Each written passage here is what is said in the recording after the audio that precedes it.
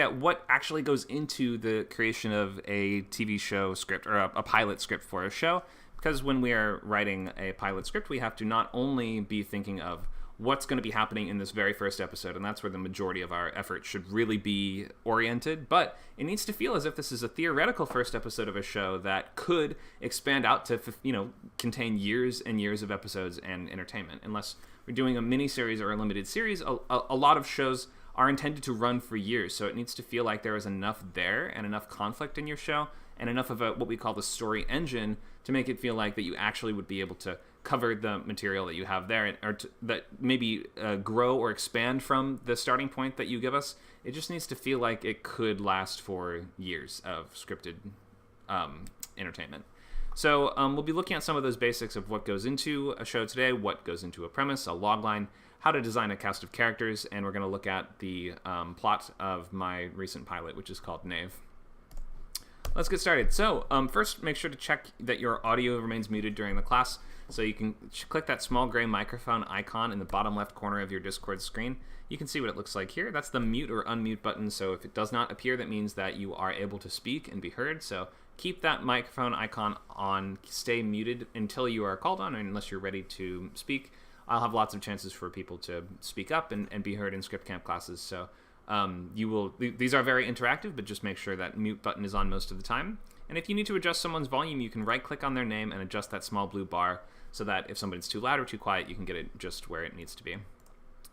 Okay, let's keep going here. So what is Script Camp? We are a screenwriting community that's intended to take you from concept to idea to first draft to more polished script. So we have lots of free classes and events and workshops, with some classes for supporting members like the boot camps, writers labs on Saturdays, and advanced lab. This is one of our free public classes, so if you enjoy stuff like this, you should consider signing up and becoming a subscriber. And if you become a subscriber, then you'll get access to everything that we do here. We have tons of classes that are not even screenwriting related that you'll find in our company, which is called Skill Camp. We're a nonprofit organization with free and low-cost classes to help you learn skills and reach your life goals. We have many different Discord servers besides this one. You can see right here just a sample. We have Film Camp, Toon Camp, Creator Camp, Word Camp, Design Camp, and Lingo Camp. A lot of these have weekly classes either going on now or starting soon, so you can start to learn these skills to reach your life goals, with more classes coming soon, and for both public free ones and also classes for supporting members. I think I'm hearing someone's mic.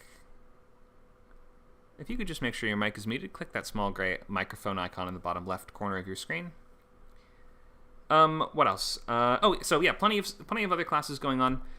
We have weekly classes currently in Toon Camp and starting soon in Code Camp. So if you want to learn how to animate or how to use programming languages and how to write programs, then Code Camp or Toon Camp are great places to go. And we'll have other new classes announced soon for Film Camp, Creator Camp, and Lingo Camp.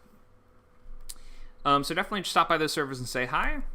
We have more free classes in Script Camp coming up this week, including this Friday. We have one called The Best Protagonist for Your Story, Friday at 11 a.m. Pacific time. All these are in Pacific time. That's going to look at how do we match and find the right character to go through a specific journey, and how to actually make it feel like that journey is cohesive and supports the major themes of your that you're trying to tell in your narrative, and all these things. So that will be Friday, January 6th at 11 a.m. to 1.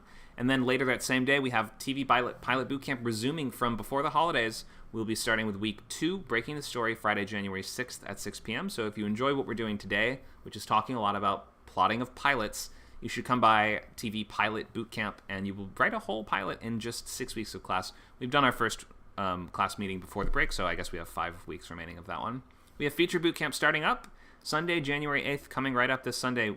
We have week 1 at 11 a.m. That will be running Sundays from 11 to 1 for the next 8 weeks. And that class is basically how to write a movie 101, where you will learn how to come up with a premise and condense it into a logline and build it out into a sketchbook and expand that sketchbook into what we call story beats, a story beat summary, and which you will then expand even further into a full set of scene cards. You will take those scene cards and then write out a full 90 to 120 page document for your script in the 8 weeks that we're running. So that will be roughly running until mid-March.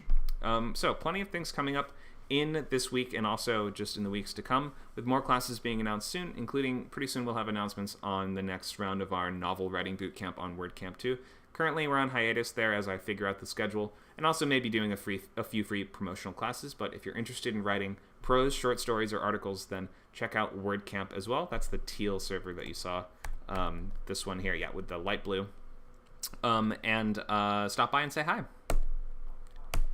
So let's look at the schedule coming up. We won't go way too in depth on this, but we have week 2 for TV Pilot Bootcamp coming up, where we're going to be looking at that story beats summary, which I mentioned before is kind of just the list of events in the right order that they need to go in your show, with the clarification of their structural roles, just in the sense that we're filling out a template or an outline, knowing what needs to go into each of these sections, and we're kind of just building out the events of your story in a broad perspective. So we don't need to know every single scene, but we're going to work out just the basic bullet points of what occurs in the episode.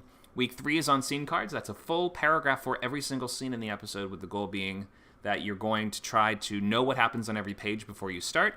And we're going to look at some of my outlining documents today to show you what scene cards look like, or how I envision them at the very least, and to maybe get a good sense of how much detail you should be including, or you can start to maybe think, that looks like way more detail than I would include, or that looks like way less. And you can always adjust and find your own sort of method through this as we go. But I think looking at some of my completed documents might just help you get a baseline for what to expect here, or what to expect that you'll be working on. So we have week 4 is January 20, week 5 is 27th, third act is going to be February 3rd. Sorry, I should clarify. We have week 4 is first act, week 5 is second act, week 6 is third act, with the full thing being done by February 10th. So for the first half of Pilot Bootcamp, we are planning and plotting, and then for the second half, we are writing, and we were going to pages, as we say, which means that we actually start staging scenes and writing dialogue and blocking and all that kind of stuff. So for any of the boot camps, you don't even need to install screenwriting software until halfway through. That is how much time that we put into planning and plotting and figuring everything out. So this is really essential skills, especially if you want to work in a TV room where you're going to be working a lot and moving things and shuffling things around and modifying them at the outline stage. If you're going to be working in a writer's room, you absolutely need to have a very, very clear understanding of structure and of pre-writing, which is going to be everything that takes you from research through story beats through scene cards. And so it's like figuring out what goes in the show and in what order it goes in. That's basically what pre-writing is. Okay, so that's just an overview of the upcoming bootcamp schedule. We're not actually starting the bootcamp today. That is starting very soon. Again, January 6th at 6 p.m. is when you can come by a class for that one. That will be a free class, so no need to sign up if you don't want. But if you sign up after that, then you can make sure that you will get your 2-week free trial, and you can try out as many classes as you want within your trial period. So you can donate, you can become a supporting member and get access to all boot camps and labs. Every single thing that we do, if you become a supporting member, you will get full access to all of it on all these servers. You don't have to sign up per server, skill camp. Currently, our website is scriptcamp.net that you'll sign up on, but soon we will be changing that to our skill. We will be working on building out a skill camp page. But for now, if you sign up on Script Camp, you will get access to all of these classes. You can also volunteer if you know a skill or language you might like to teach. You can contact me or Nacho, our co-founder, and let us know what it is that you might want to volunteer and help everyone out by teaching. You can also tell your friends, refer someone, and you'll both get a free month of unlimited membership and a free month of Arc Studio Pro, which is a great screenwriting software. Okay, I think that's all the intro stuff out of the way. Let's get into this. This is just a breakdown of the everything membership includes. Last notes here are that we have about 100 hours of live classes a month at this point, or approaching 100 hours if we're including clubs and workshops and things like that. You will get access to the weekly Writers Lab, the Advanced Lab, and $100 off of consultations, proofreads, and any other things like that if you sign up for Unlimited. This comes with a free trial and also a yearly subscription option, which means that you'll save 40% if you buy yearly. We also have options for coaching, which you can see over there on the right if you're looking for more of one-on-one meetings week by week. But I won't go way too into that. You can see what that includes there. That also has a yearly option. All right. Oh, that says insert slides here. So I think that for this class, I am going to keep this kind of fast and loose, and we're going to just kind of talk about, first of all, the things that go into a TV show idea, and we're going to look at how do you build from that very core, the most elemental expression of what the idea is, and how do we keep building on that and keep building on that until we have everything that we need, because as TV writers, all that we really need, our objective is not to write the whole show, first of all. You're not, when you're trying to break into TV writing, your goal is, first of all, just get really obscenely good at writing pilots. Your first pilot you ever write will not get made into a show. I pretty much guarantee you. It takes many, many years to build these skills that you need in order to be doing, to juggle all the balls and spin all the plates, as we sometimes say, and in enough that you can be writing marketable, sellable pilots that are written at a professional level. You're in one of the most competitive industries in the entire world, and your first few scripts are probably not going to cut it. So, like, don't go into approaching TV writing saying, oh, I have an idea for a show. I'm going to make a show now, and I'm going to get it made. A TV pilot is a proposition to create a multi-million-dollar company that will employ hundreds of people for years. Your first ever script is probably not going to do that. So always just go into this with the perspective of, I need to improve and get really good first before I'm going to have any of these scripts or ideas that are going to be worth those, hundreds of millions of dollars and hundreds of people that you'll be employing over the years. So it will take a while, and you should just focus on getting really, really good at writing and developing just the bare essentials of what we're looking for, which is, one, you want to have a pilot script. That's all you really need. The other things that you might need would be something like a show Bible, which is going to express more like, it's going to give you a broader look at here's all the characters, here's really a clarification of the story engine, here's what the tone of the show is like, here's where it's kind of going, and here's some examples maybe of ideas for future episodes. You don't really need to write those, unless you're to the point where people are asking for those. But they're only really going to ask for them if you have a really slam dunk awesome pilot to begin with. So there's no point in writing a bunch of show Bibles if you're not good at writing pilots yet. And if you're just starting, you're not good at writing pilots yet, which is okay. I think that the first things that we need to think of are, one, just the bare core, like, kernel of the idea, the nucleus of the idea, that one, the atom at the very center of it. So let's just think of how do you explain what a show is to somebody? Oh, you should check out that show about that chemistry teacher that makes meth, right? Like, it's that simple, isn't it? Maybe you guys can feel free to speak up and say, what's your favorite show? Just condense it into, like, a few words like that. And how would you just, like, tell one of your friends what it's about if you're trying to get them to watch it? You can't be too complicated, right? Feel free to weigh in and speak up and say, just pitch me a show like I just did. Like, oh, it's about this chemistry teacher that becomes a drug lord. Something like that. Anyone, feel free to speak up and tell us about a show.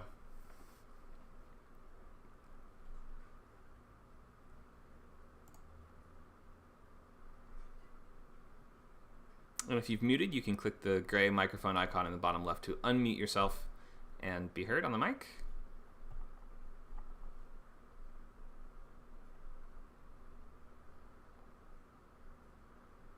Yeah, I saw a show. So sometimes it's kind of hard to find stuff to watch with your family, like during the holidays, that everybody can watch. Mm-hmm. And I seem to find that, BBC programs seem to, like, work for any age group, or, especially like elderly people and stuff. And it's BBC and it's nature documentaries. You got to go with nature documentaries. Yeah. So, yeah, it's hard. That's one of the problems. I think this is part of the reason why streaming episodic content, like, so in demand, because it takes you a freaking hour to find what movie you're going to watch. And if you find a show that everybody likes, well, then tomorrow you don't have to think about it. You just watch the next episode, right? I recently started watching, so we were doing, like, a remote watching with some family members and stuff, and everybody's, like, watching at the same time. This show called Grantchester, which is, the title sounds terrible to me. It doesn't sound interesting at all. It's a vicar with conflict of faith, or whatever, crisis of faith, helps a cop, helps a 1950s detective solve murders. Oh, and that's easy. The whole, in a small British town, right? So it's like a buddy cop cozy mystery. Oh, your mic is muted, Connor. Oh, my bad. Hang on. There we go. So it's like a buddy cop cozy mystery set in the 50s. Exactly. And it's a priest teams up with a detective? Yeah, the kind of a British, they go, what's the difference between a vicar and a priest? I don't know. All this What's kind a of stuff. But I've never known. Well, it's like, the Church of England. So he can marry, Oh, but okay. he can't marry the woman of his dreams because she's divorced. So there's no, it's just forbidden, Sure, sure, sure. But yeah, it's a cool show. It's actually, pretty good. But yeah, you can just get the concept really easily. It's super easy. Cop teams up with blank is like one of the most sort of tried and true this meets that team, or like mashups and expressions of a premise that we find in TV and books and all these things. We've seen cop teams up with a psychic. We've seen cop teams up with special forces. We've seen good cop teams up with crazy cop. We've seen every version of cop teams up with blank, but it always works because you see why, right? It's because it is so easy to express at that core level. We know exactly what the show is, and you've described it in basically 3 or 4 words. It's not going to be blindingly original, probably, unless it's like, I don't know, cop teams up with demigod or something weird like that. But even if it is something kind of like that, we're going to imagine, okay, this has the format of a cop show. Every week there's going to be a crime. Our opening scene is going to be that crime occurring, and then our next scene is going to be our cop shows up on the scene and now needs to find clues. And we know what the objective is going to be on an episode by episode basis very easily. So yeah, cop teams up with blank is one of the just easiest ways to think of that core kernel of the idea. We're not being complicated here. You're trying to, in fact, be as simple as possible. Does somebody else have just a really quick pitch for a show like that? It doesn't have to like be amazing, but just tell us at the very core level, what is the show? I'd like to try. Go ahead. I finished watching a series.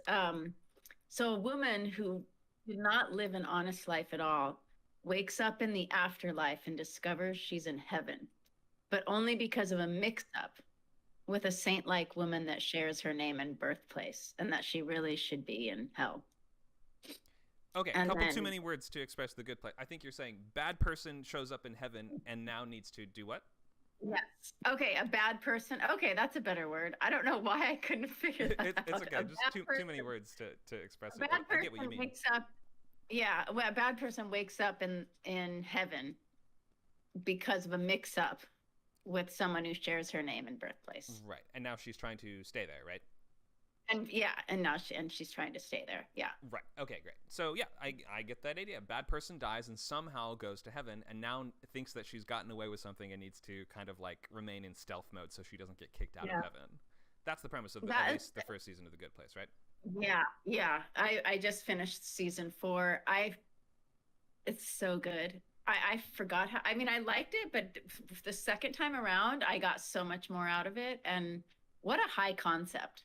Yeah. Have you seen it? I've seen the first season, and I know it gets crazy and it changes a lot as it goes on. I've had a little spoiled for me, so I don't want to spoil for anyone else. Yeah. Second season is a different premise in a sense because things shift, but right. And then the third and fourth are kind of the first 2 I like the best, but it really never stops being insightful, which is pretty cool. So, anyways, that's my pitch. But yeah, exactly. So we're trying to boil just down to a couple words. So we could say bad person dies, goes to heaven. Was that 6 words? I'm counting. Maybe we don't need to count them. But bad person wakes up in heaven, now needs to find a way to stay there. That's the premise of that show. So if we're always looking at just that kind of core kernel of the conflict, it needs to be something that doesn't take multiple sentences to express. Once we evolve this core concept into what we call a log line, that's like a written expression of just this core premise, and it needs to include a little bit more. Does one more person want to? Oh, Paul has given us one. Paul, can you read this out for us? Yeah, sure. After the death of his mother, a petty thief teams up with a group of professional con artists to take down other criminal organizations. And what show is this? Great Pretender. Great Pretender. I've never heard of that. So it's awesome. It's awesome. Is it a new show or is that an older one?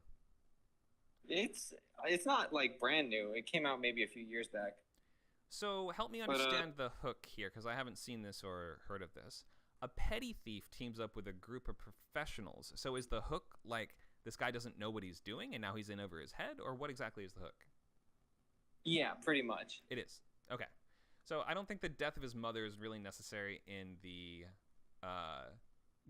like if we're trying to say chemistry teacher makes meth is the very core of the show, then we don't need to say chemistry teacher finds out he has cancer and decides to make meth teaming up with this guy from one of his old students in order to secure money for his family's future, right? So you've maybe tried to include a little bit too much of it. In the core concept, it would just be terrible thief joins competent group of thieves, right? If that is indeed the hook. Maybe that's not exactly it, but do you see what I mean? Maybe Mostly, can you think that's of how to pretty much condense it. Oh, Okay. that is it. Yeah, pretty much. Okay, so he's not good at what he does, but he's joined them because he has some kind of good cause or like higher objective that he's trying to accomplish. He's trying to beat some other bad guys. Is that right? That's kind of what it like becomes over the course of the show. But Okay. yeah, pretty much. Gotcha. And the title is usually going to be a really key part of the hook, or it's going to clarify what the hook is. It's like the icing on top of a nice high concept pitch. So is Great Pretender referring to your main character here? And sorry, this isn't your show, but the main character of Great Pretender? Yeah, they're. And what's he pretending? I mean, it's a. I mean, they're all like he becomes like a con artist, like how the other people in the group are. So it's like they're pretending to be all these different, I guess, characters to scam these like criminals and shit Okay, like so that. he's trying to become a Great Pretender. It's referring to like his aspiration. Is that right? Yeah. Okay, that makes sense. Or I could see this also being called something like Great Pretenders, or just Pretenders, or something along those lines too. So yeah, I think now that you've explained it a little bit, I do get it. Try to just keep it in just a couple words though, just as simple as like, this guy does this thing. If that alone is enough, we want to be getting at what is the fun, what is the appeal of the show, because sometimes you can have just a core kernel of an idea that's as simple as it's a job. Like if we look at workplace comedies or things like procedurals, it's like, okay, crime scene investigators solve a case by case, week crime of the week every week. At one point, that was a somewhat innovative idea, considering that there was not a CSI until CSI came out, right? I know we had other police shows, but the idea of focusing on the people that, the techs and stuff that need to go and pick up the clues and analyze what the clues mean in the lab and things like that, at one point was somewhat novel. So you can see also maybe just like a show. How about just a sitcom about teachers in the inner city schools? That would be like Abbott Elementary, right? There's nothing really much. I think as we continue to build it out, you will be adding layers and nuances to it and specificity to it. But at the very basics, you need to be able to express your show in just those terms. So if we ask, so what's your show? And you start saying, okay, the Darknarian cluster is a subspace of the Randolph sector of T9 galaxy, and you start telling us about like the galaxies and the realms that we're just going to be like, what? I don't care. You need to actually like have a core premise that is so easily expressible that even if you give the very reductive form of it, it sounds interesting and cool. Chemistry teacher turns into drug kingpin. Even if you don't have the context of why that happens, you're still kind of leaning in and saying, oh, I'm interested in that transformation of nerdy, lame guy to badass, cool criminal guy. He's not cool, but, ruthless criminal guy. So you can see that just in those couple words, we get the sense of what the show is going to be. What is the arc and what is the transformation? Or otherwise, what is the thing going to be that we're encountering week after week? Because if you say something like, it's going to be like The Borrowers meet CSI. Okay, tiny crimes. It's we're following a family of mice who solve crimes together. Yeah, that's right, mice crime. If it's as simple as that, that should make your audience lean in. I know that sounds stupid, mice crime. But, like, I've never seen that before. And the fact that you're just taking something familiar and recontextualizing it as mashed up or combined with or juxtaposed to something else, sometimes that can be a really easy way to find that core kernel of the hook. Think of the Cop and the Vicar show that Nacho mentioned. It's like you could just say, oh, it's a mystery show. We could, okay, we're not really leaning in. But now that we say, oh, it's a priest is the main character who teams up with a cop to solve crimes, within the world of that genre, that is kind of enough variation and specificity that the interested audience in that is now leaning in. If you didn't like cozy mysteries, you're probably not leaning in. But if you did, then you are, and that's the important thing. Okay, so I want to just stop for any questions so far on just this idea of that core kernel, or let's just call it the nucleus of the idea. And does anyone that's pitching a show today or wants feedback on a show today just have the nucleus of their show they want to just tell me really quick in just a couple words? It's so rainy outside. It never rains in LA.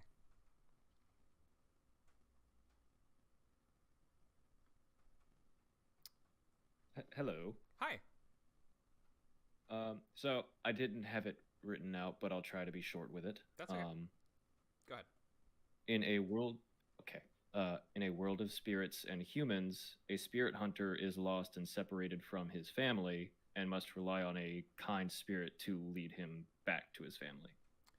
Okay, so too many. This sounds a little bit like a logline, which is what we'd build out to from the core kernel. But it sounds like the core kernel is this is a team-up story between enemies, right? You said a spirit hunter teams up with a spirit. Yes. Is that right? Yes. Okay, so spirit. If that sounds like that is the core hook of your show. So, and I think he's going on kind of an adventure to get back home. Is this sort of like every week there's going to be some new obstacle, like Samurai Jack, that kind of show where it's like he has an objective that's really far off in the distance, and it's more about the kind of week by week adventures? Correct, yeah. It is. Okay, so I see it. I totally see the core kernel of the idea. I'm with you. I don't really know what the world looks like because you pitched kind of a fantasy show that the world could be sort of anything. But at least I've gotten the idea of Spirit Hunter teams up with Spirit, and they need to work together in order for him to get home. I don't know what the Spirit's getting out of it, but like in order to get home, he needs to team up with his greatest enemy. This is the sort of basics of something like How to Train Your Dragon. Or we mentioned buddy cop stories, which a lot of the time is going to be, cop that hates hamsters teams up with cop that loves hamsters. And it's like that basic, just like this person in needing to work with this person is going to suggest a story engine and conflict to it. So nice work with that. I do see the basics of the show just from that core pitch. If you pitch it in just the nucleus of it, though, just a couple words, though. Spirit Hunter needs to team up with a spirit, something like that. But nice work. Anyone else have any of these or questions on this?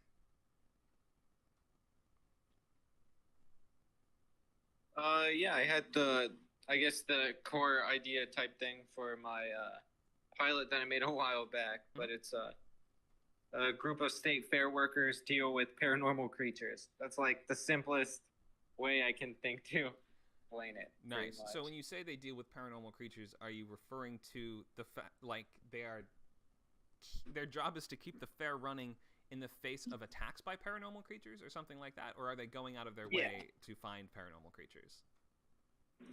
They are like trying to keep the fair running. I see. Despite the fact that like paranormal creatures and paranormal happenings happen there.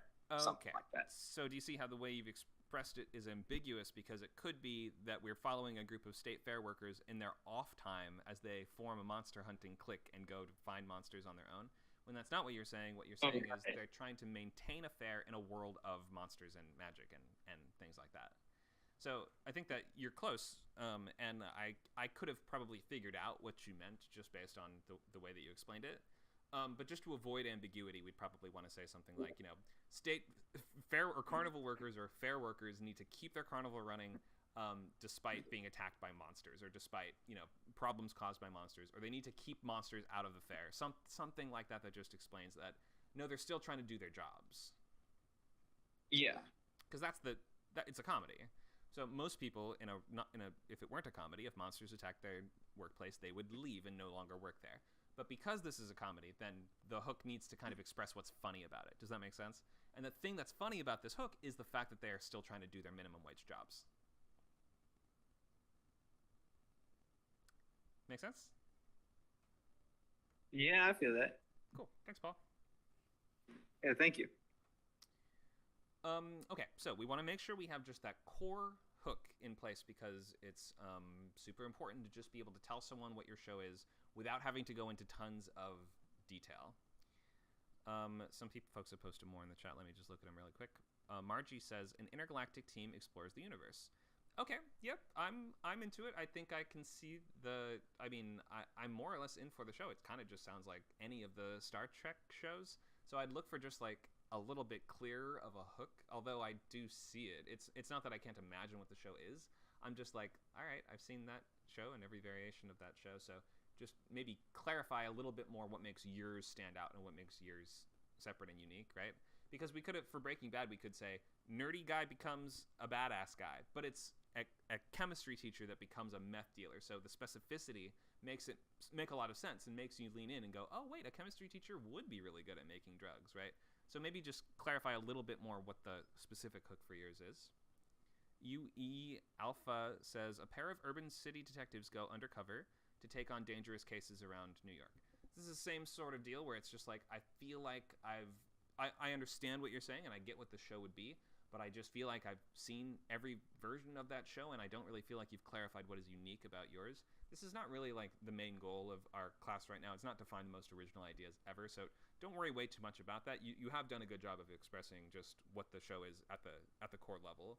But if we're trying to critique these a little bit, then you hook people in by finding something a little bit unique, a unique point of view, or a unique main character, or some combination of elements that we haven't seen before, or what is some tactic that your main character uses to accomplish their goal that we haven't always seen before. Think of all these cop and mystery shows. This detective has OCD. This detective can see the dead. Like, we want to be a little bit more specific than this if you can. Thanks for listing these guys. I hope that's helpful just in terms of expression of your core idea. It could very much be that your show has those elements of specificity to it and you just need to make it come through in just that little nucleus, you know.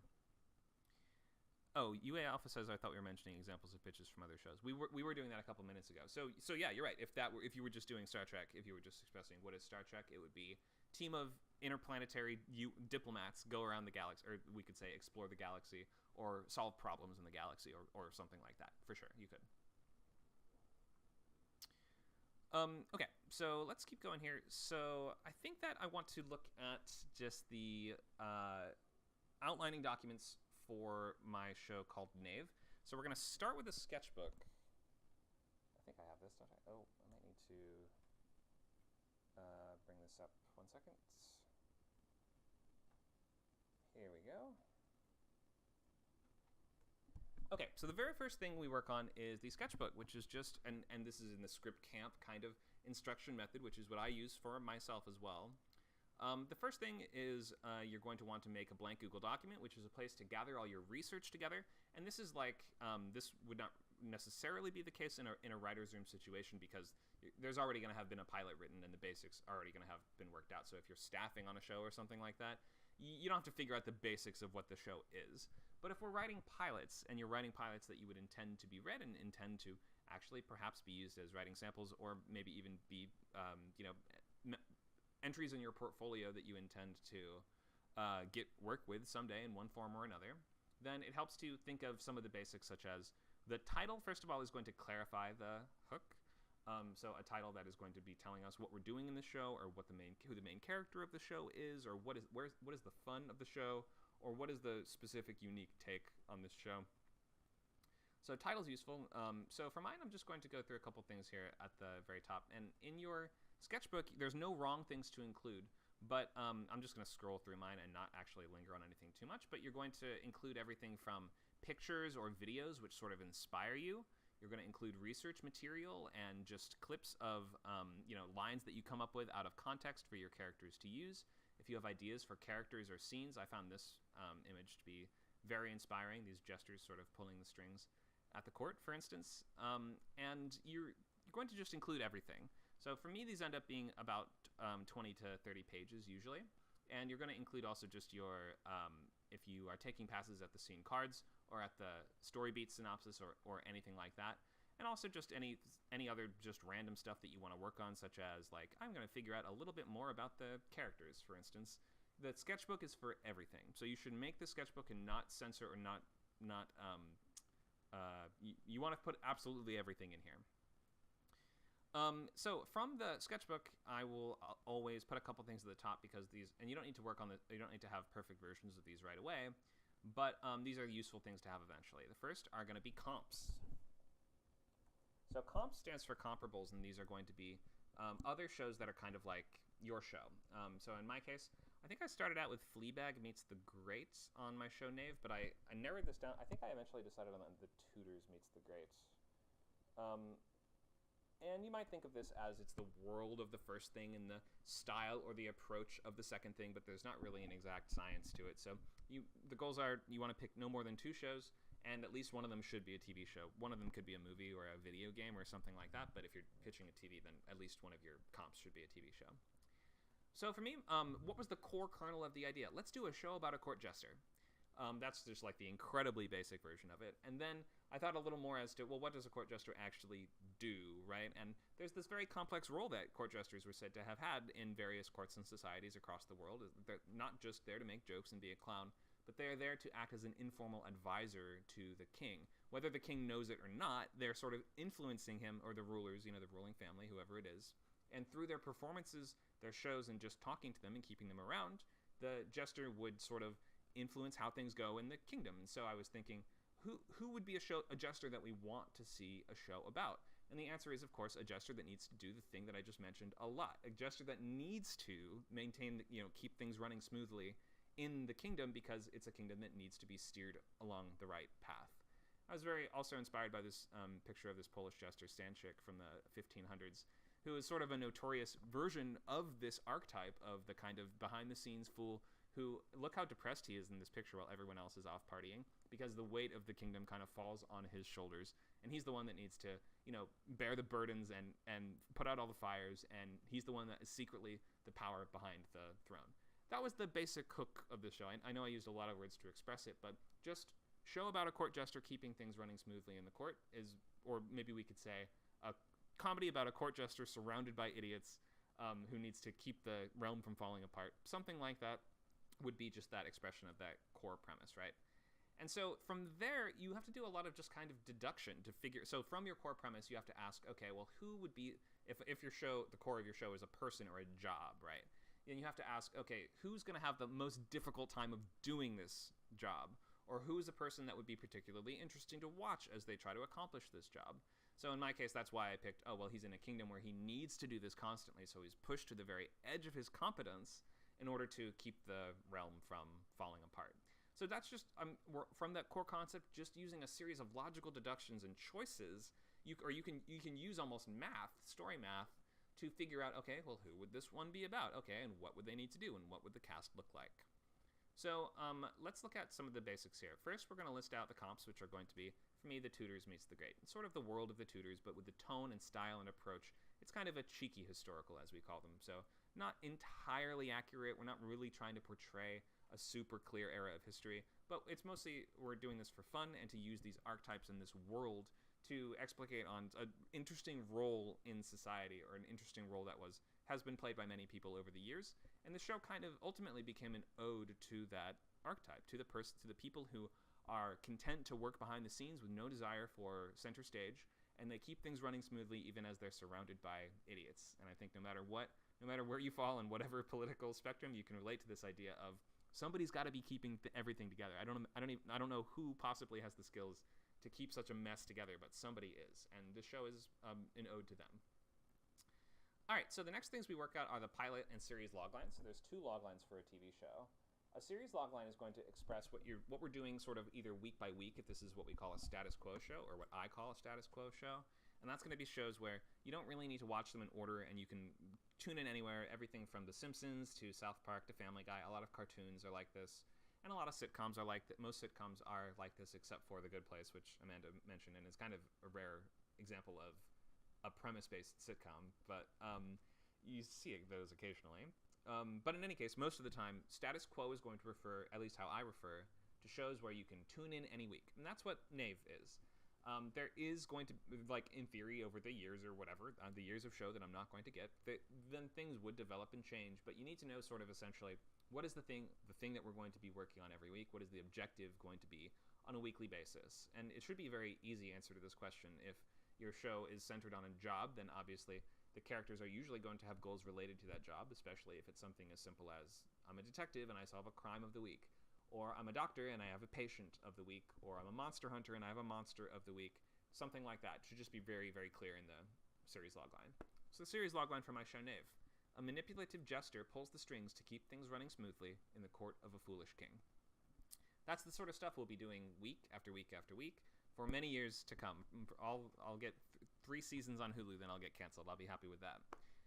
Then pilot is going to be the expression of what happens in just this very first episode. So this is going to sound a little bit more like a movie logline.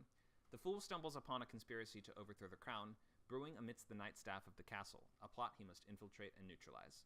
So this is where, if you have a thing of the week, and in my show it's essentially the knave, the jester, has a big problem of the week that he needs to solve to keep the kingdom going, then that the pilot logline is gonna specify that. So if your series logline is, a group of alcoholic monster hunters operate in rural Nevada, then your pilot logline might be, when a chupacabra eats his favorite sheep, a farmer enlists the monster hunting duo to go take it down. Something like that. That's just going to say, oh, this is the first monster of the week. Does that make sense? So any questions on just like those basics of series logline and pilot logline?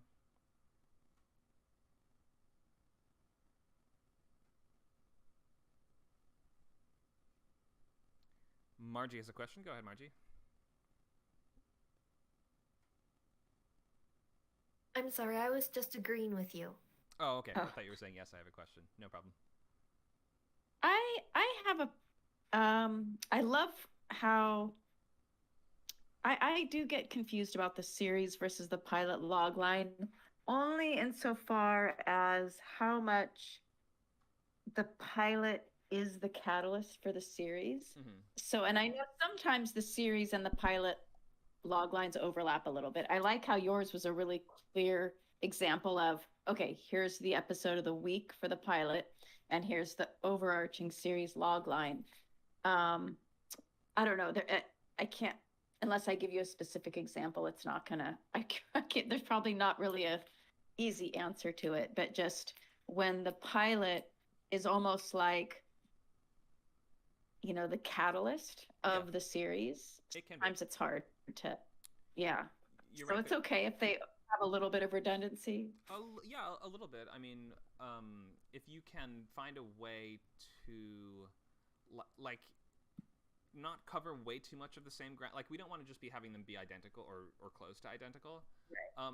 But right. So you should look to, and the IT crowd is often an example I use of this, right? Where it's like the main two guys are IT workers in the basement of a big office firm.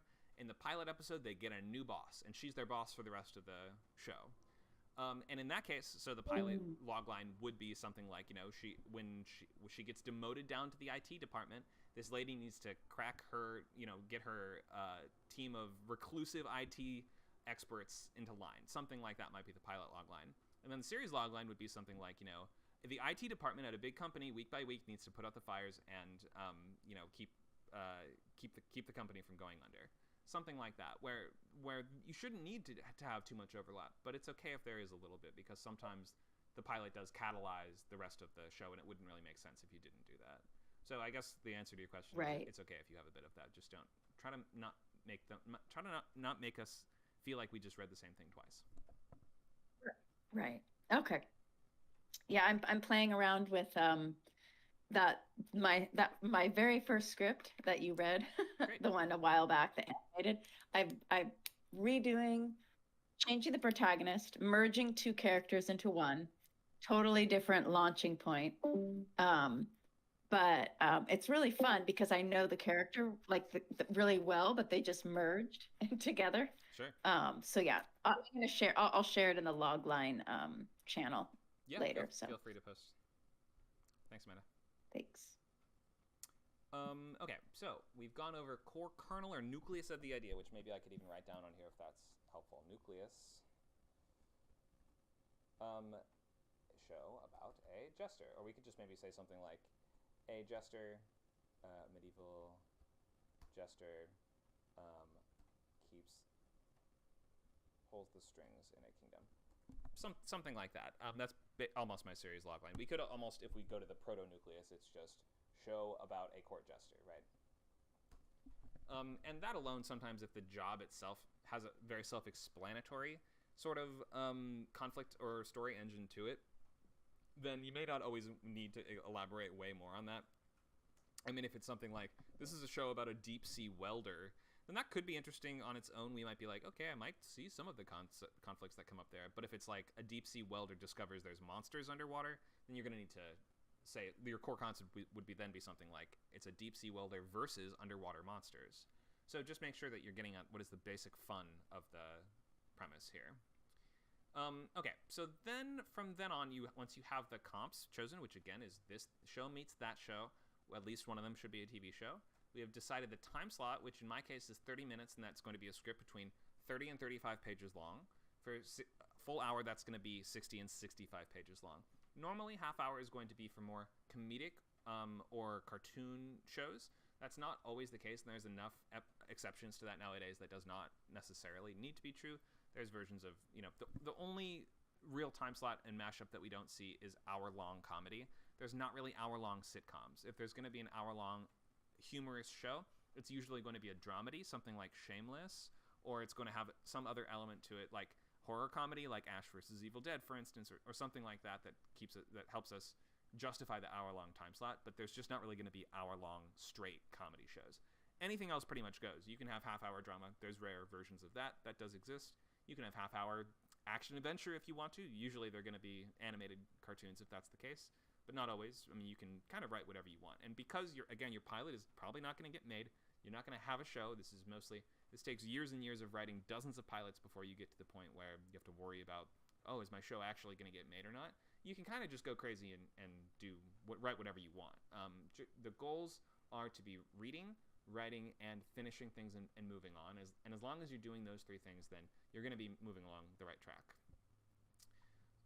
Where was I with this? Okay, so we have our time slot. I've chosen half an hour for this. A lot of people would probably think this would be a full hour-long show, and in theory, it might need to eventually be. But I thought I'd just try it out and just see if I could pull it off in half an hour, and I liked how it has turned out for the most part. Status quo is going to refer to the continuity format of the show, so you should know if this is going to be something you can come in at any point, which is status quo. Every week it's going to be sort of the same setup, or if this is going to be a premise pilot. So if this was going to be a show where we need to watch them in order to understand, then we would write premise down here instead of status quo. And then we have the genre. Really, this is historical dark comedy, but since dark comedy is already two separate words, I figured it would be clear enough that since this is about a medieval jester, putting dark comedy would clarify, okay, this is going to be not a straight, serious historical costume drama. This is going to be kind of a cheeky, funny one. And then we have our series and pilot logline. Series logline being the thing that we're doing week by week, giving us a broader understanding of what's happening in the show. And then pilot is going to be telling us what is specifically happening in this first episode of TV. You don't need to write up the central theme here, but I just kind of, this is just a sketchbook, so I kind of just put stuff all over the place. I very early on zeroed in on this sort of central theme of this show is going to be a sort of ode to those who stay out of the spotlight and who manipulate things from behind the scenes. Let's look at the cast of characters. And for this, I think I'll need to go to the scene cards. Here we go. So, first of all, most shows have a main character, and it's very rare exceptions of shows that do not have a central character. Even big ensembles almost always have a main character. The only exceptions being really broad ensembles like something like This Is Us, which I haven't actually even seen, but I understand that's a broad ensemble drama, and something like Modern Family. It's like, okay, who's the main character in Modern Family? I don't really know. It kind of is a different one of them week by week. In The Simpsons or something like that, it's like, is the main character Bart or is it Homer? I don't really know. So in true ensemble shows, which you're probably not writing, by the way, so probably don't lean on that. You almost certainly want to pick a main character to focus both your pitching and outlining materials around, but also just the construction of your whole plot. It helps to have a main character a lot. And if you feel like my show doesn't have a main character because I just don't, because I have so many interesting characters I need to get to, you're probably making a mistake, but maybe it is a true ensemble in your case. But it will probably feel unfocused if you don't have a really, really strong emphasis on a main character. Even shows that have huge ensembles have main characters. Lost has like 17 characters in it. Who's the main character? It's Jack. Battlestar Galactica has like 25 characters on it. Who's the main character? It's basically Liadama, right? And then, and in some cases you can make an argument for multiple people. Is it Lee or is it the Admiral? In The Office, is it Jim or is it Michael? And you can argue either way, but when you're pitching and expressing and explaining the show, usually it helps if you center it on one person. And in the case of The Office, I would probably say it's Michael. It's not Jim. So make sure that you have a main character that's really clearly outlined. And in our case, we know who the main character is going to be. It's the jester, because that's the whole hook of the show. That's the title. That's the whole reason I wanted to write this, is because we wanted a show about a jester, right? So I've written it so I can play this character. In theory, I would like to maybe even try to portray this character if this ever, goes anywhere. And this is, so I've written him to be 30 years old, like I am. He's a wry and cynical comedian who hobbles around the court on arthritic knees, I've written here. So he has a bit of a physical disability, and I've written that because I have pretty bad knee problems myself. They're not as bad as they are in the show, but I wanted to be to write a character that I knew I could actually play.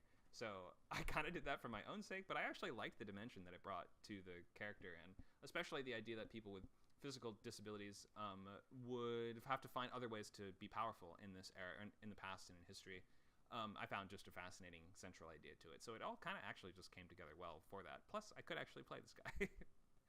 And then we have we need someone for our main character to have a sort of central relationship with. And in our case, it's going to be the king. So if we're expressing the premise of the show is he must keep things running in the court of a foolish king, well, we need our foolish king. We need a king that is going to have to require the most guidance from the jester. So that's why I've decided on a kind of a drunken blowhard who's always, he's like a soccer hooligan after a few drinks. He always wants to fight. He never backs down from a challenge. He's always trying to prove himself. He's actually pretty deeply insecure underneath all of that, but he's kind of just a strong man who wants to, drink with his friends, count his treasure, and conquer his enemies. So he's the kind of person that we would need a lot of guidance to be a good king, and who will cause a lot of problems as the show goes on. And all of that touches on this idea of what we call the story engine, which is not something you can just always really clearly write out, or it's not always something that just has one sort of simple part to it. But a story engine is a combination or a confluence of different factors that are going to make it feel like there's enough fuel in the tank for your show to go on for years and years, right? So your story engine is going to be a combination of your setting, your main character, and the conflicts that are, constantly going to be popping up between those things. So character dynamics are a huge part of story engine. So if we say chemistry teacher becomes a drug kingpin, then that's going to be the trajectory of your character for Breaking Bad. But if we ask what's the story engine, it's going to be like, okay, well, Walt, our chemistry teacher, has teamed up with a street smart but book dumb student of his named Jesse that he's going to tutor to learn how to do all the science that he's teaching him about. And he's going to try to keep him on the right track. So Walter and Jesse are an essential part of the story engine of that show. And every season of that show, and sometimes multiple seasons, have their own kind of villain. And that villain is going to be an essential part of that story engine too. So Tuco in season 1, or Gus in seasons 2 through 4, or basically whatever it is, those are going to be another really essential part of the story engine. So we need to make sure there's enough there that it feels like this will be enough to create conflict that will fascinate us and entertain us throughout the whole run of the show. So in designing your cast, you want to be thinking of everyone in relation to your main character to begin with, is how I do it at least. So if I have our main character is going to be the jester, he needs to constantly advise the king and keep him on the right track. Well, who's somebody that's going to be on his tail, or that's on the verge of catching him all the time? And then I decided, so we're going to have to, let's make that the queen. That just seemed logical. And if we're going to be having somebody come in that is going to become suspicious of the jester and is going to want to stop him and act as an antagonist to him, I thought it'd be interesting to have that, in fact, be a new queen who's just sort of realizing how much influence that he has. Beyond him, we have the princess, who I decided to have somebody that the knave would ultimately feel that he has to mentor, somebody that he can influence and sort of push her down the right path. So I'm designing all these characters with just different relationships to the main character. We have the person he needs to influence but is getting nowhere with. We have the person that he's kind of afraid of and that is acting as an antagonist to him. And we have the person that he's mentoring and that he actually likes. So if you're trying to think of who are the characters, think of who does your main character really like? Who do they really not like? Who is working to help them?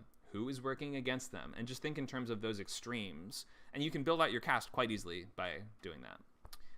So besides these main kind of core of the royal family and the knave, we've expanded it out a little bit, or I've expanded it a little bit more to include the characters from this week's sort of problem or conflict, which are going to be two servants. So I wanted to focus on the marginalia, as we say, the people on the side of the court, not the sort of protagonists we would always think of. So I wanted to do a story involving a chambermaid and a castle guard. So I've listed them out here too, because they're going to really matter in the pilot. We have Wolfram and Elfwine. And then we have very minor characters that we might list out too. We don't need very many for a half-hour show. You can see this is my entire list of characters for a half-hour show. You don't want to do way more than this, or else we're going to start getting kind of lost. Minor character here would just be the Lord Chancellor, who's the king's accountant and just an overwhelmed buffoon who can't do anything right, and the knave hates him.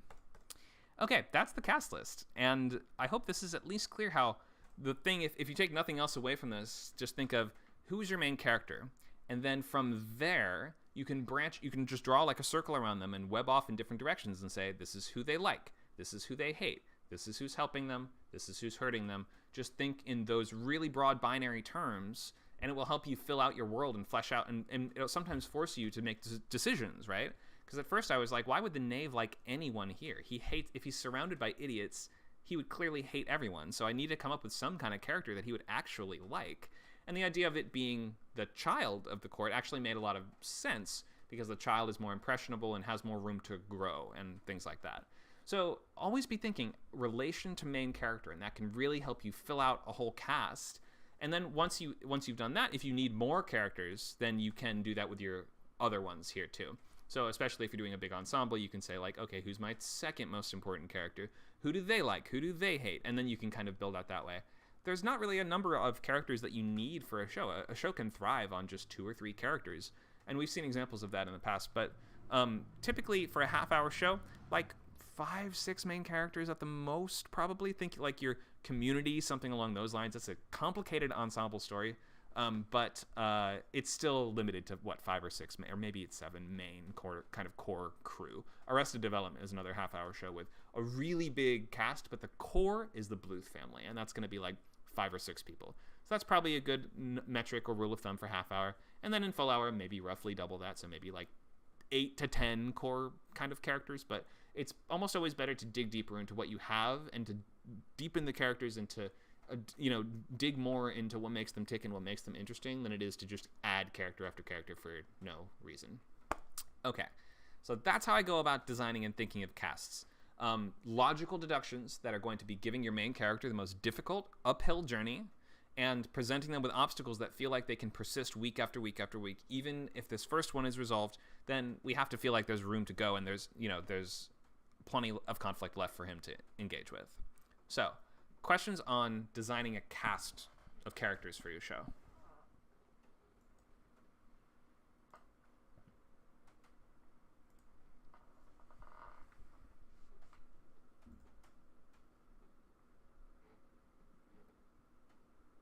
No questions?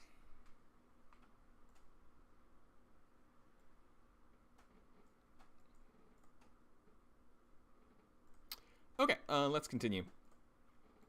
So I think the next thing that we will do is look at scene cards, and then we're going to do a reading of the pilot. I think we have enough people here for it.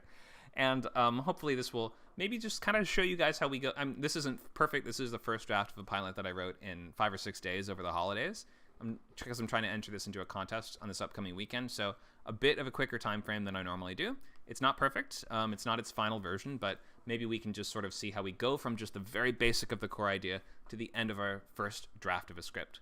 So let's first look at the scene cards, and I'll show you how I lay these out and what these look like, and then we'll go into a table read. So if while I'm explaining the scene cards, Nacho, do you think that you can maybe just ask in the chat and do like a little poll or something and see who's interested in reading, and then I'll just like maybe just sort out the reading part. I'll be reading for the knave. Go ahead. Does everyone see where the text chat is? So I'll just do a poll and just see who is to read. And I don't know, do you want the people to read to do like a mic check for you or something so you can hear their voice? Sure, just a really quick one. But let me get into the scene cards first, and maybe if you can do most of that in the text chat while I'm going over this next part, that would be great.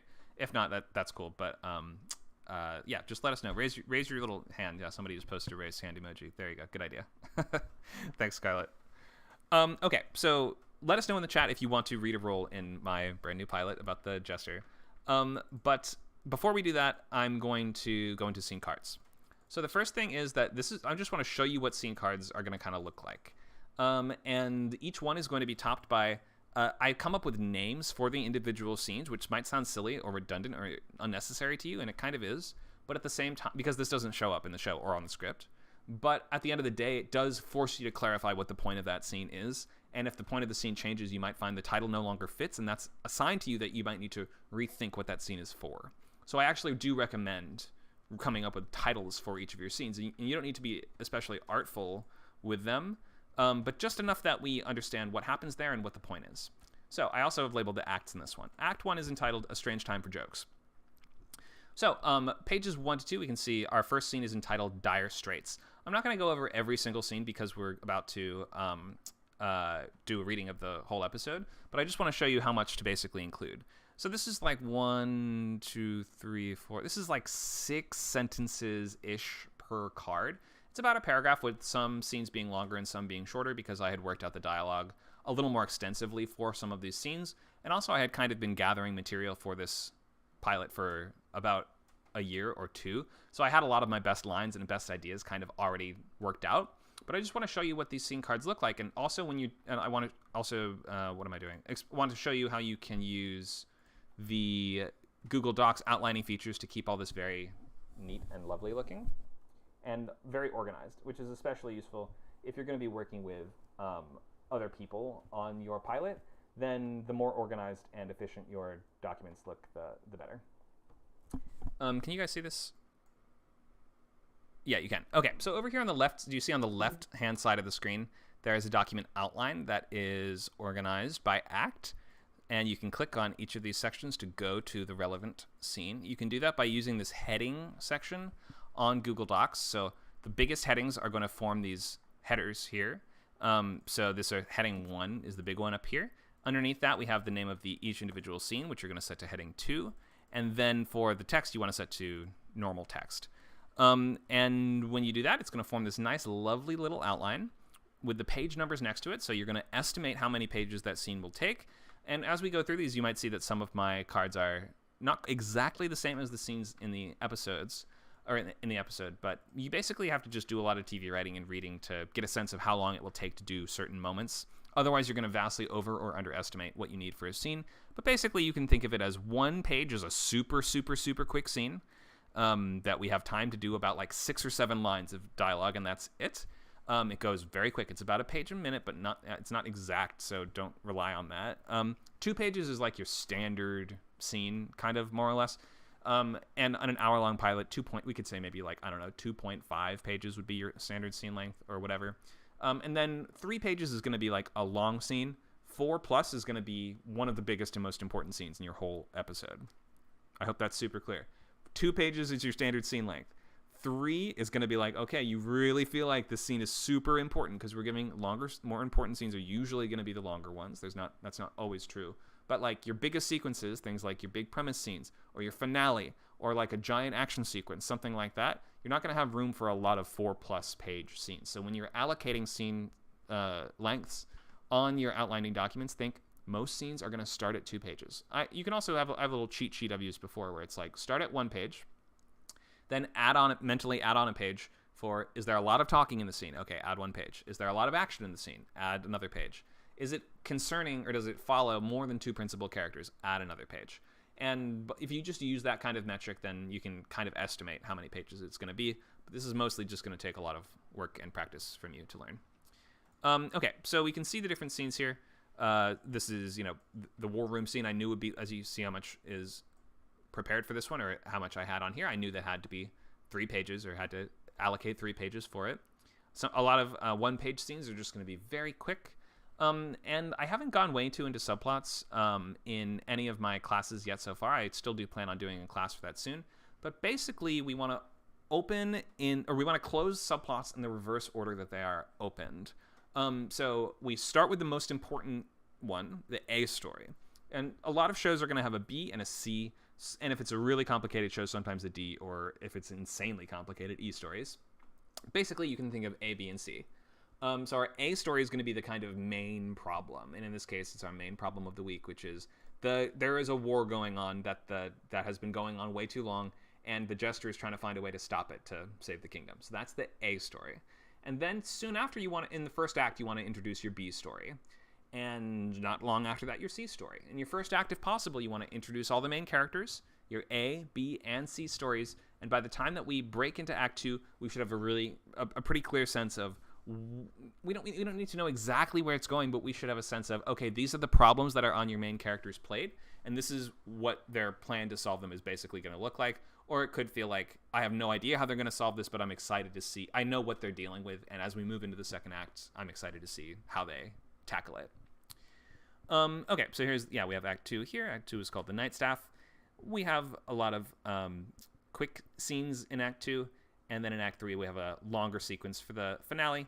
We had the performance sequence, which I think ended up being 3 pages long instead of 2. But overall, the pilot ended up being 35 instead of 32, so I was a little bit off with my estimations. I want to pause and see if we have any questions on scene cards. This is such an important thing that we work with here, and I know this might seem like more planning than you're used to, but I find it's really helpful, and it removes that element of I need to figure out what happens in the scene while you're in the middle of writing, which is one of the main things that slows you down. So the fact that I've been kind of gathering information for this one and material for this one for more than a year, and then I wrote out, what is this one, to like 8-9 pages of just full block paragraphs for what happens on every page, then it made it very easy to write this in less than a week because I had worked out all those issues. So I want to pause and see, do we have any questions on scene cards, how to write them, what to include in them, or what they're used for?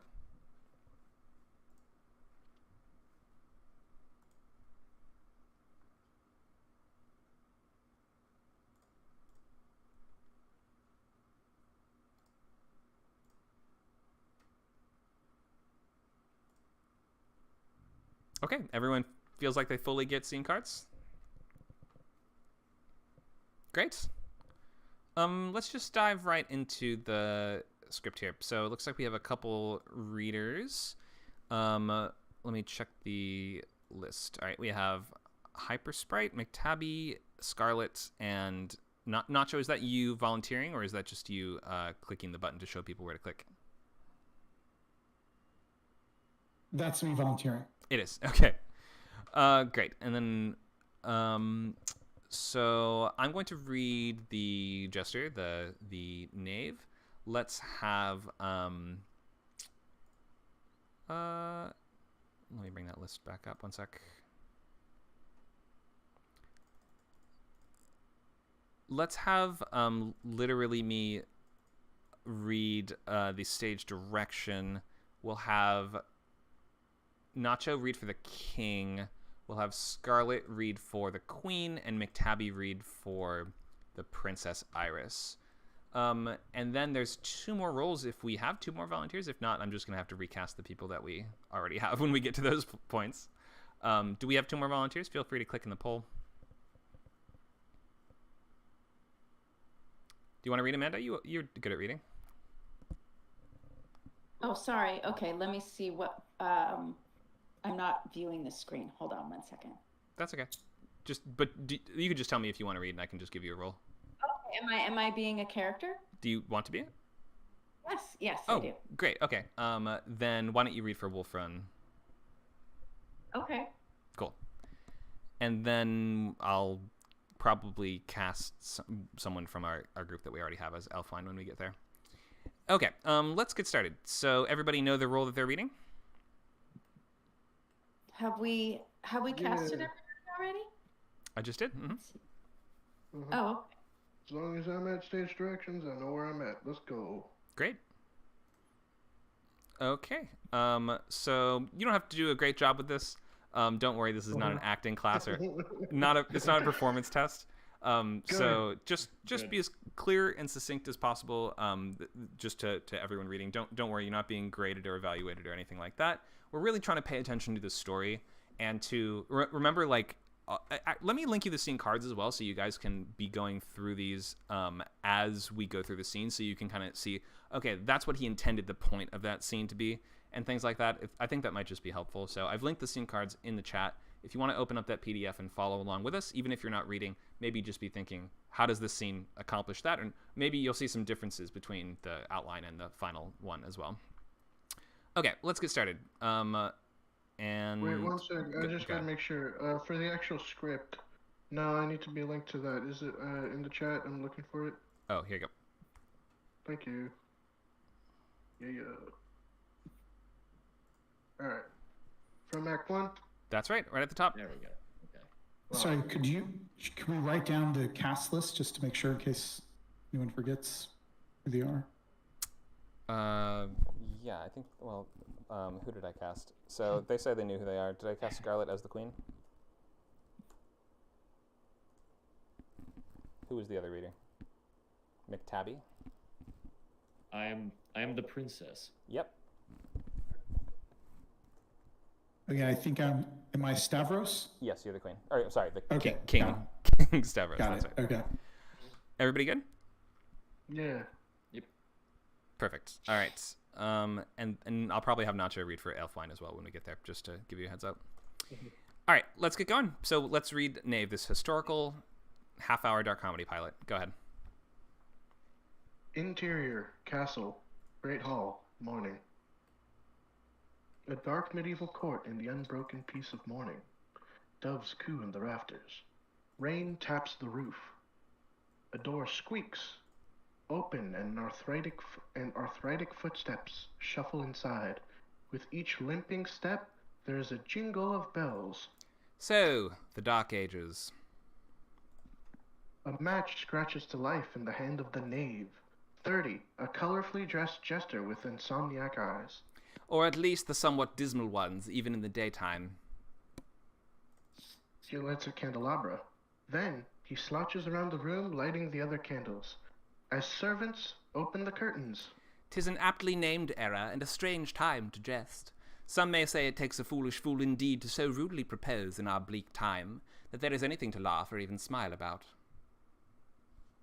The knave limps to the front of the room as 30 corridors file inside. File inside the dining tables for breakfast. His audience. Typos there. Sorry, it should say courtiers, and they sit at the dining tables for breakfast. I think you get the idea. Okay, yes.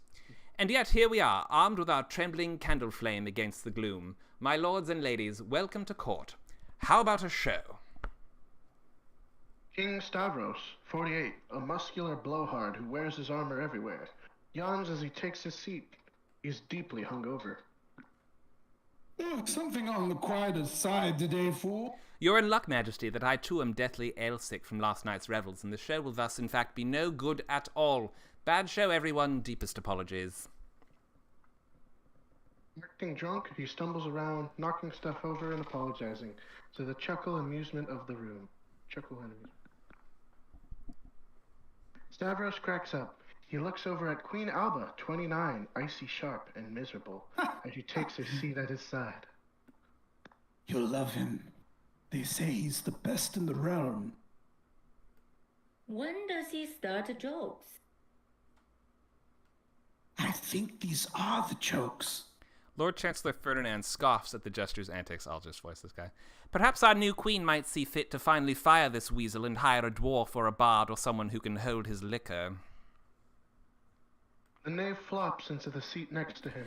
I held quite a bit of it when I waltzed in a tizzy to the Undercroft yestereve, whereupon I found the castle so poorly defended that I could stride into the unlocked wine cellar and drink every flask within. Are you not the Lord Chancellor responsible for the security of the crown? You accuse me... I'm reading both rules now. Excuse me, but... And he does a trick where he... Oh, go ahead. He does a trick where he seems to vomit streamers and confetti onto the befuddled Lord Chancellor, to his humiliation and the room's great amusement. Stavros guffaws. He checks on his daughter on the rug by the fireplace. Iris, 11, a scrawny and focused girl, is deeply occupied stacking spools of colored yarn. Stavros beckons her to join them. She ignores him. He frowns, troubled. The knave realizes the king is getting distracted. He breaks out of a crowned puppet. A caricature of Stavros himself. Look here, the point is we're understaffed, the people underfed. The war has emptied our coffers faster than the Lord Chancellor's coin purse in a whorehouse. He holds up another puppet of a peasant with a pitchfork. And it's worsening the peasants, brewing unrest day by day. He proceeds to make the peasant bash the king puppet on the head with his pitchfork to punctuate each word. Stavros re-engages. He finds this hilarious. The knave reaches behind the king's ear, removing a scroll. Sorry, just telling Nacho, I think he's reading from a previous draft.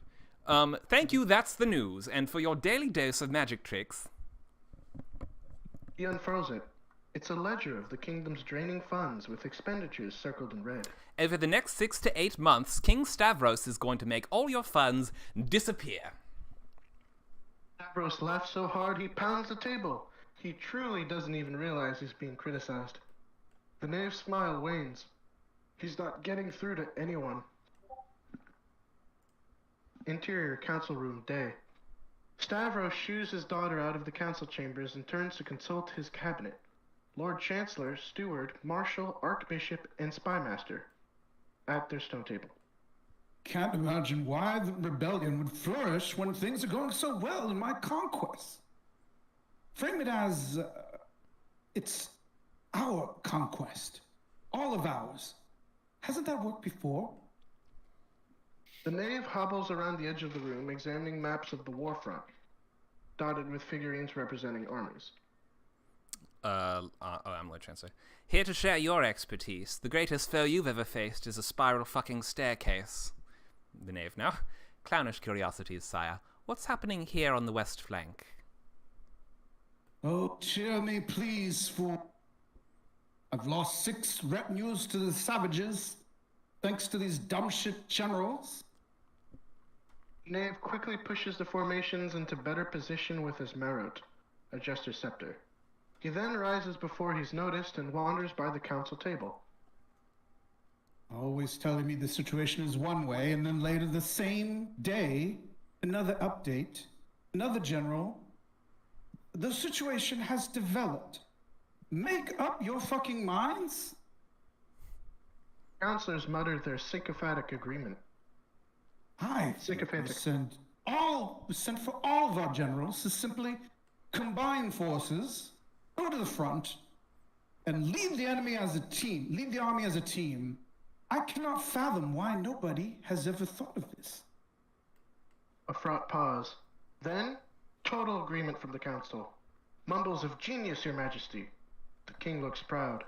Perhaps an army composed entirely of generals, if they are indeed the key to victory.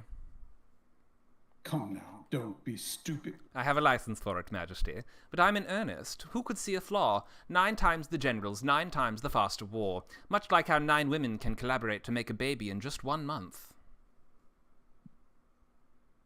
The counselors snicker, but King Stavros doesn't get it. This annoys him. He points his gauntlet at the knave.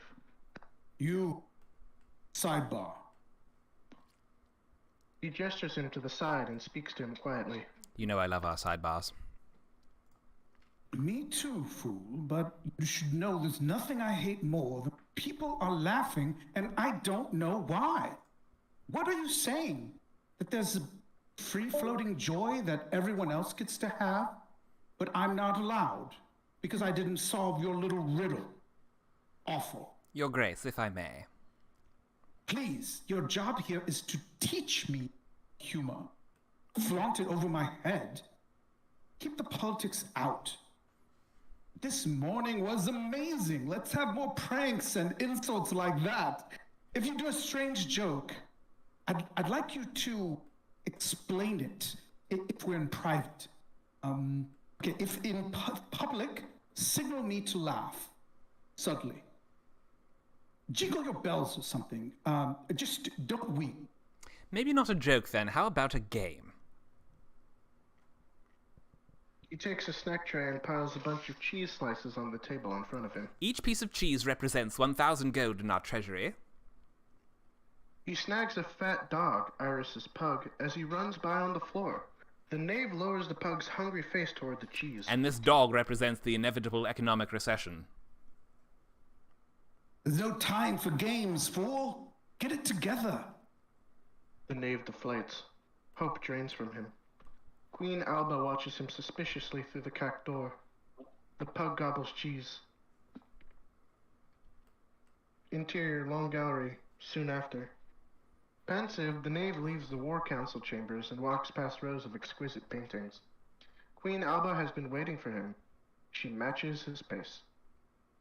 I notice you do not kneel when your queen enters. May I ask why? Bad knees, Majesty. I'm afraid I must reserve genuflection for the Pope alone. That I believe. Yet, what I struggle to believe is that you take such low salary, and by coincidence, the treasury moves 500 gold to your department per month, unaccounted for.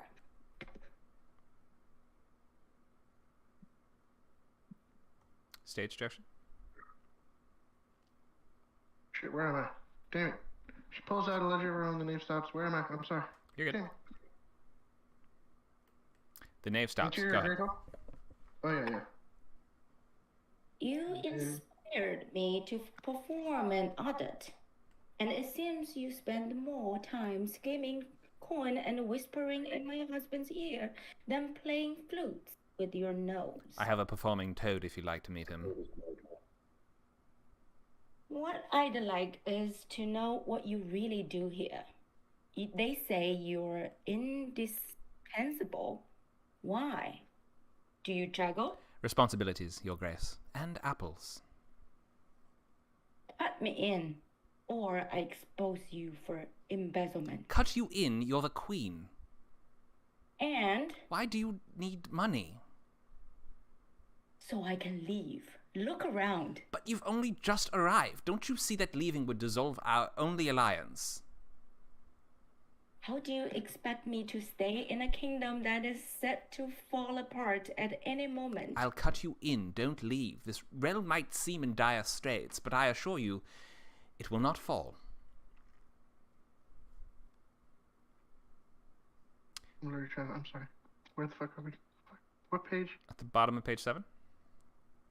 Oh, shit. That's why. He crosses.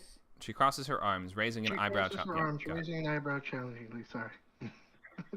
And you do assure me this isn't one of your little jokes? Those are why they keep you around, no? He evaluates her and concludes that he can't trust her. They keep me around, my lady, because your husband loses his absolute shit at my puppet shows. Interior, Great Hall, night. The knave makes puppets bash each other on the head, doing funny voices. The king loses his shit laughing. The show concludes. The king applauds, as do the gathered courtiers dining at the long tables. Now, under your seats, you will find some fun discussion questions on the major themes of today's piece.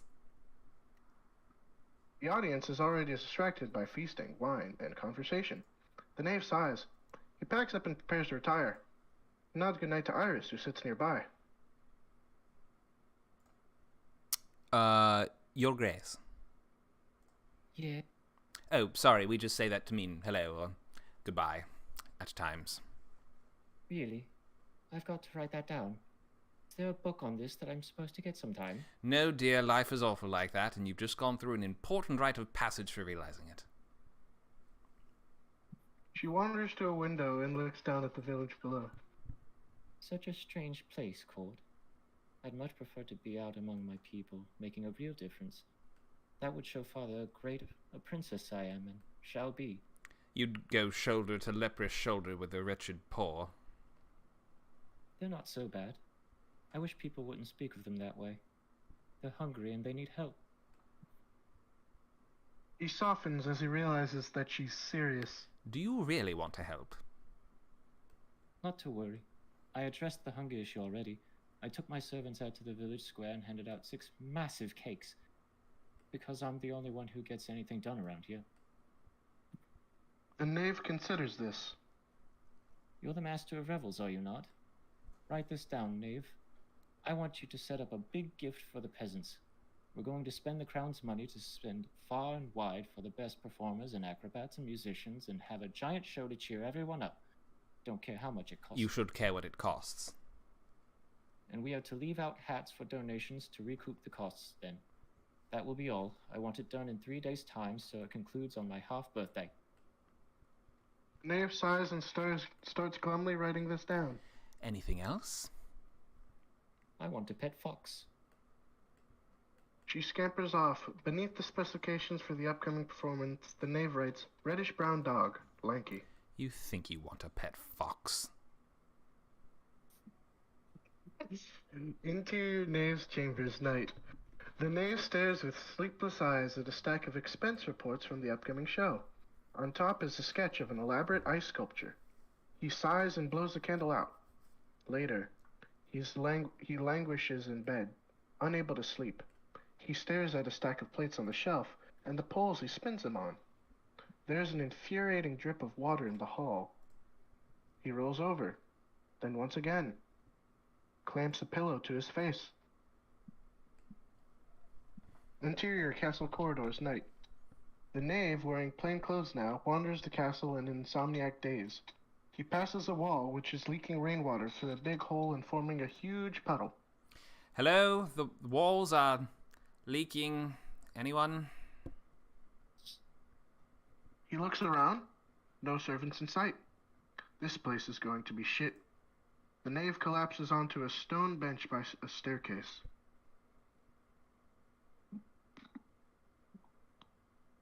Wolfrun, 48, a rosy-cheeked Irish chambermaid, emerges from a privy carrying her scrubbing tools. She smiles at the knave. Didn't recognize you at first, without your bells and all that. Precisely the Bells idea, are- Lady Wolfrun. Oh, lady tonight, is it? He bows and she performs a mock royal courtesy. A burly guard, Alfwine, 37, wanders by, tipping his helmet in greeting. Nacho, can you get this one? Hell of a show earlier, fool. You see this, Wolfrun? He roasted the king so clever-like, the lummox didn't even notice it. Did he now? Alfwine pulls a flask, offers his some. The knave drinks. Yes, I've got the best job in the world to roast my terrible boss, but it's wasted on me. He has the worst ear for humor I've ever seen. I'm just trying to avoid replacement by a bard or a monkey or some other fucking thing. Do you know how many monkeys I've had to assassinate to keep my position? No. And you won't. Oi, you do keep good secrets. Collecting secrets is my hobby, Elfwine, the way a boy gathers skipping stones at a riverbank, scanning with great patience for the angle that will make the biggest splash. Groundskeeper descends the staircase. She pauses, gets the servant's attention, and flashes her hand in front of her lantern twice. She then proceeds to the basement. The knave notices, but is too tired to put energy into decoding it. He glances over at Wolfrun and Alfwine, who are suddenly deep in whispered conversation. They look up at him. Since you can keep secrets and all, fool, can you settle a little, just for fun, secret bet with me and your humble chambermaid real quick? You use the servant's entrance, no? I've seen you. I know I have. Yes, I do, most days. Why? Right. There's a typo there, Wilfrin. Thank you. Just so you note it. Right. How would you like to come to a quick little private meeting with us right now? She gestures her head down the steps to the wine cellar. The knave looks curious and exhausted, but mostly curious. Interior wine cellar night. The knave follows Wolfrun and Alfwine into the wine cellars, where they come to a gathering of 20 members of the castle night staff, standing in a loose ring and whispering. Please welcome the fool. The attendees nod, mumble hello, and lift cups of wine. The knave is baffled. He notices full-size ice sculpture of Princess Iris. It's melting a little. You're the ones who have been meeting down here. All these torches are melting my ice sculpture. What's this about? We're here to decide what is to be done about the king. The knave hides it well, but panic builds inside him. Why don't you tell us your name, your grievances with the tyrant, and I suppose your favorite food and preoccupation, if you like? Well, I'm your local jokesmith. I have plenty of grievances with the king, and my main preoccupation these days, it seems, is... Alfwine pops a champagne cork, and the knave snatches it from the air before it destroys the ice sculpture. using one problem to solve another. After a moment of drip, drip, dripping sounds, he pops the cork into the hole in the wall, as if plugging a leak in the sinking ship. He scans the room, deep in thought. All right, let's. I'm just going to pause really quick just to point a couple things out. So first acts in half hour should be about 10 pages usually if you have a cold open. I don't have a cold open, so I've pushed this up to 12 pages, and most acts are about that long. The last thing that I want to mention is does somebody want to list out what the A, B, and C plots are?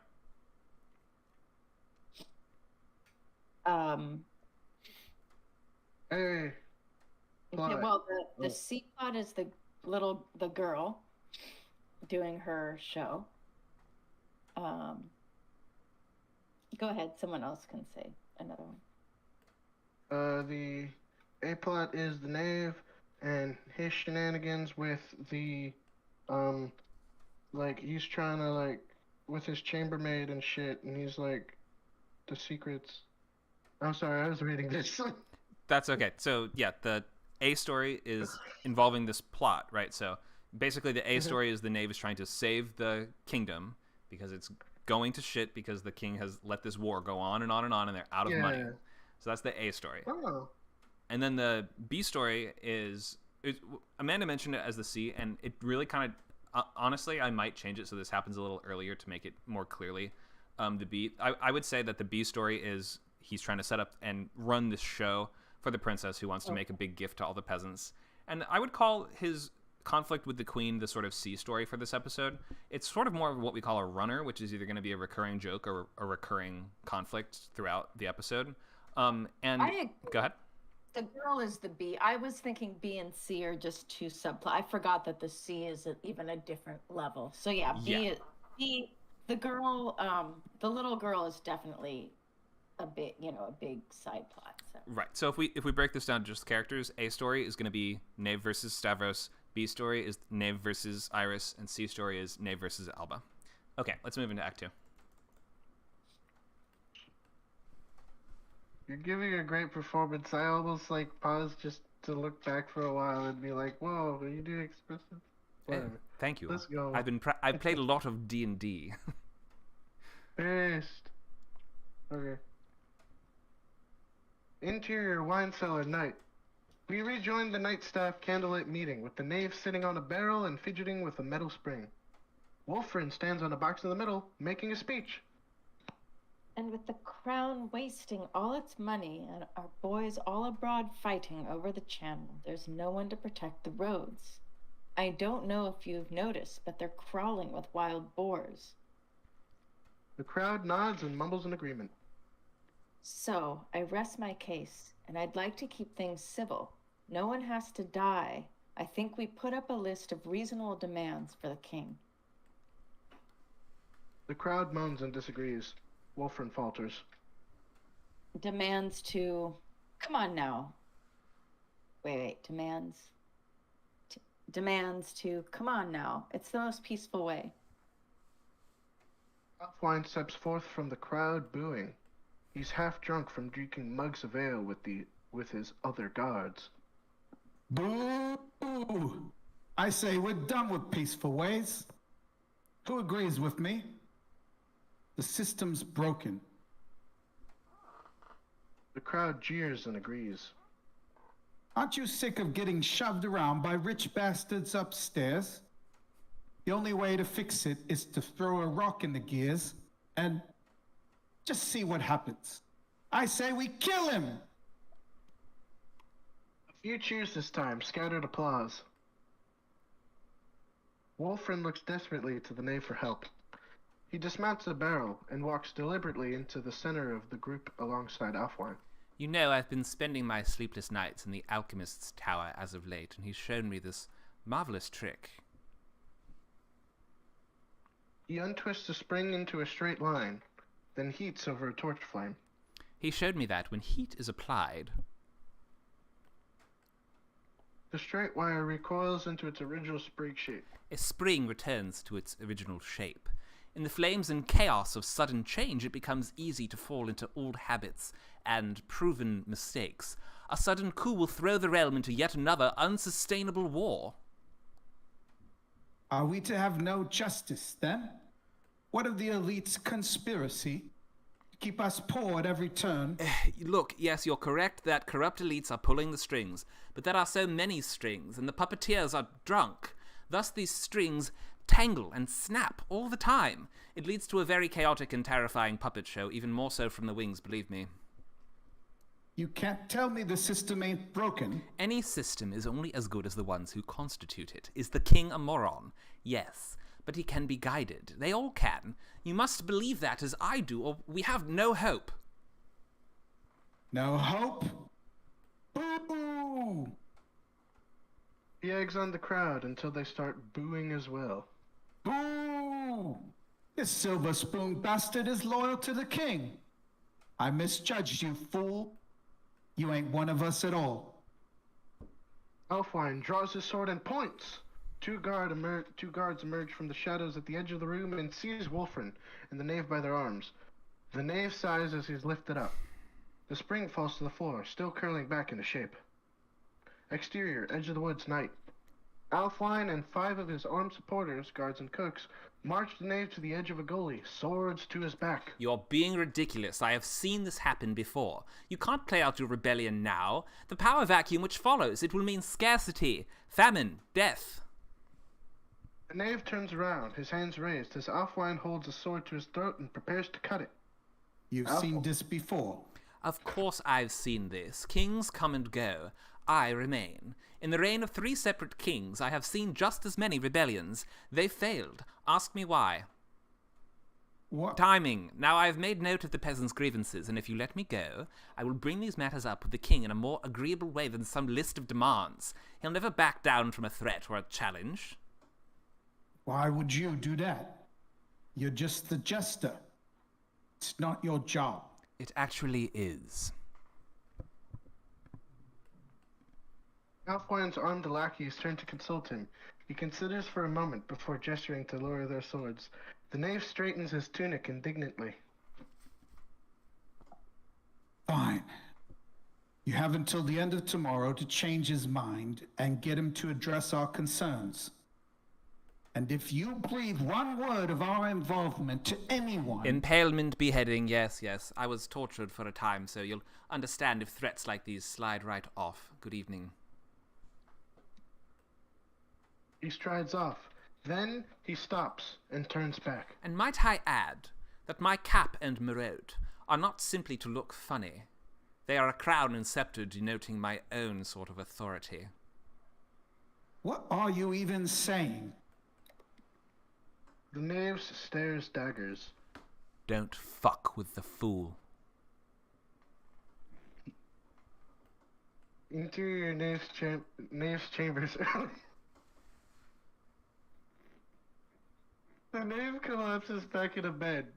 After a moment, he releases a deeply held breath and struggles through the early stages of a panic attack. He breathes deeply, calming himself down. He glances at a scroll which appears to feature his to-do list. Organize show... Fuck, never mind. No, that's right. Oh, okay. Organize show for peasants in 3 to 2 days. Acrobats, choreography, musicians, decorators, securities, art sculptures, prevent rebellion, hold realm together. There's a knock at the door. Sir, the acrobats are here. They need to know where to stand. The knave rubs his eyes. Exterior castle gardens, morning.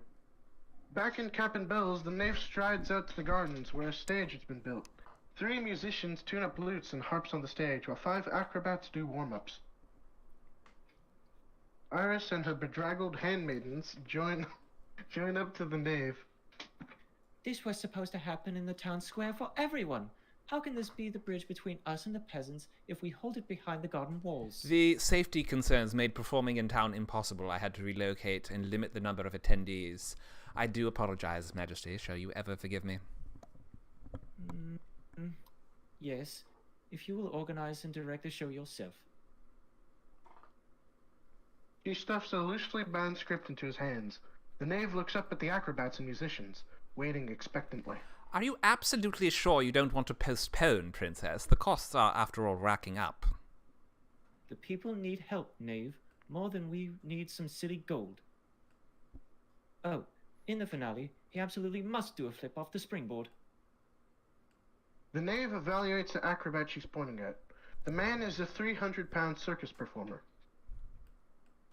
Iris walks off to amuse herself elsewhere. The knave numbly browses the princess's scattered diagrams and instructions when the houndmaster approaches with a dog on his leash. You ordered a fox. He looks down at the reddish-brown dog, painting in the sun. It does not look very much like a fox. He takes the leash. The houndmaster walks off with a shrug. The knave looks to the stage, noting a trapdoor in the floor. On stage later. The knave stands about the set, making marionettes dance on long strings alongside the rehearsing actors. Very good. 1, 2, 3. 1, 2, 3. Yeah, wait for your mark. King Stavros and Queen Alba walk up, arm in arm, followed by many guards and servants at a respectful distance. What's this all about? I thought this was my daughter's production. It was, Lord, but it was handed off to me. Maybe you'll like a preview. He rings a bell. The actors and acrobats take their marks. The musicians twist their tuning knobs and prepare. This piece concerns a tyrant king so self-centered that he could not see his own salvation. Ha! The actors, in face paint, men doubling as women, perform a comical pantomime of the events the knave describes. He crushed his enemies, conquered every foe, and yet the Lord spent so much gold on conquest that his marriage fell to ruin. On stage, the actor portraying the queen flicks away her wedding ring. The actor playing his daughter turns away from him in disgust. The actor playing the king looks devastated. And his realm alongside it. For all his victories, his people hated him. When rebellion finally came, he was caught and exiled, thus ending his reign forever. And this is a comedy? I'm laughing at those nitwits who doubted their ruler when he was clearly winning. Nice work, fool. They start to walk away. The knave drops his marionettes and hobbles painfully down the ladder to follow them. I actually think I agree with the Queen. Does it not perhaps need a happier ending? The knave follows the king and queen with great difficulty. This show is supposed to cheer everyone up, after all. Don't change a thing. I see a bit of myself in him, to be honest. Really? Sure I do. The total dedication to victory. It's wish fulfillment all the way down. I think Iris can learn a lot from such a role model, should she ever pluck her head from the clouds. The knave eyes Alba, and she stares back with a deadened gaze. She suddenly rubs her fingers together in the money sign. My lord, if I may, we had to move this performance to the garden due to the risk of assassination by the peasants. That's where we are. Let them come.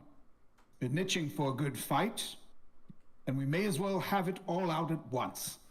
At that point, he probably also pulls out a sword and, whacks it through a bush or something.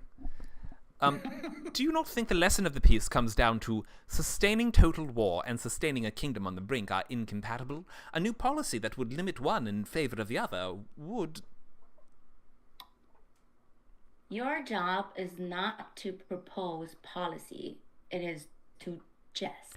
Then I suggest it. I'll deal with this, husband. We will reconvene at prayers. Stavros nods badly, his mind already elsewhere. He goes back inside the castle, leaving Alba with the knave. She crosses her arms and examines him challengingly. He looks glum. He tosses her a bag of gold coins. She opens and counts it. And what were you doing wandering the darkened halls last night? Making inquiries into the establishment of a liaison office to field the poor's concerns and devise solutions that work with the crown budget. No, you weren't. But imagine. I'm curious how you'd allot the funds, considering my husband just committed to another year of war. The knave's expression twists with pain. A whole year? I was hoping maybe this year we could fix the leaky walls. Or fix something. Now I can't even pay the acrobats.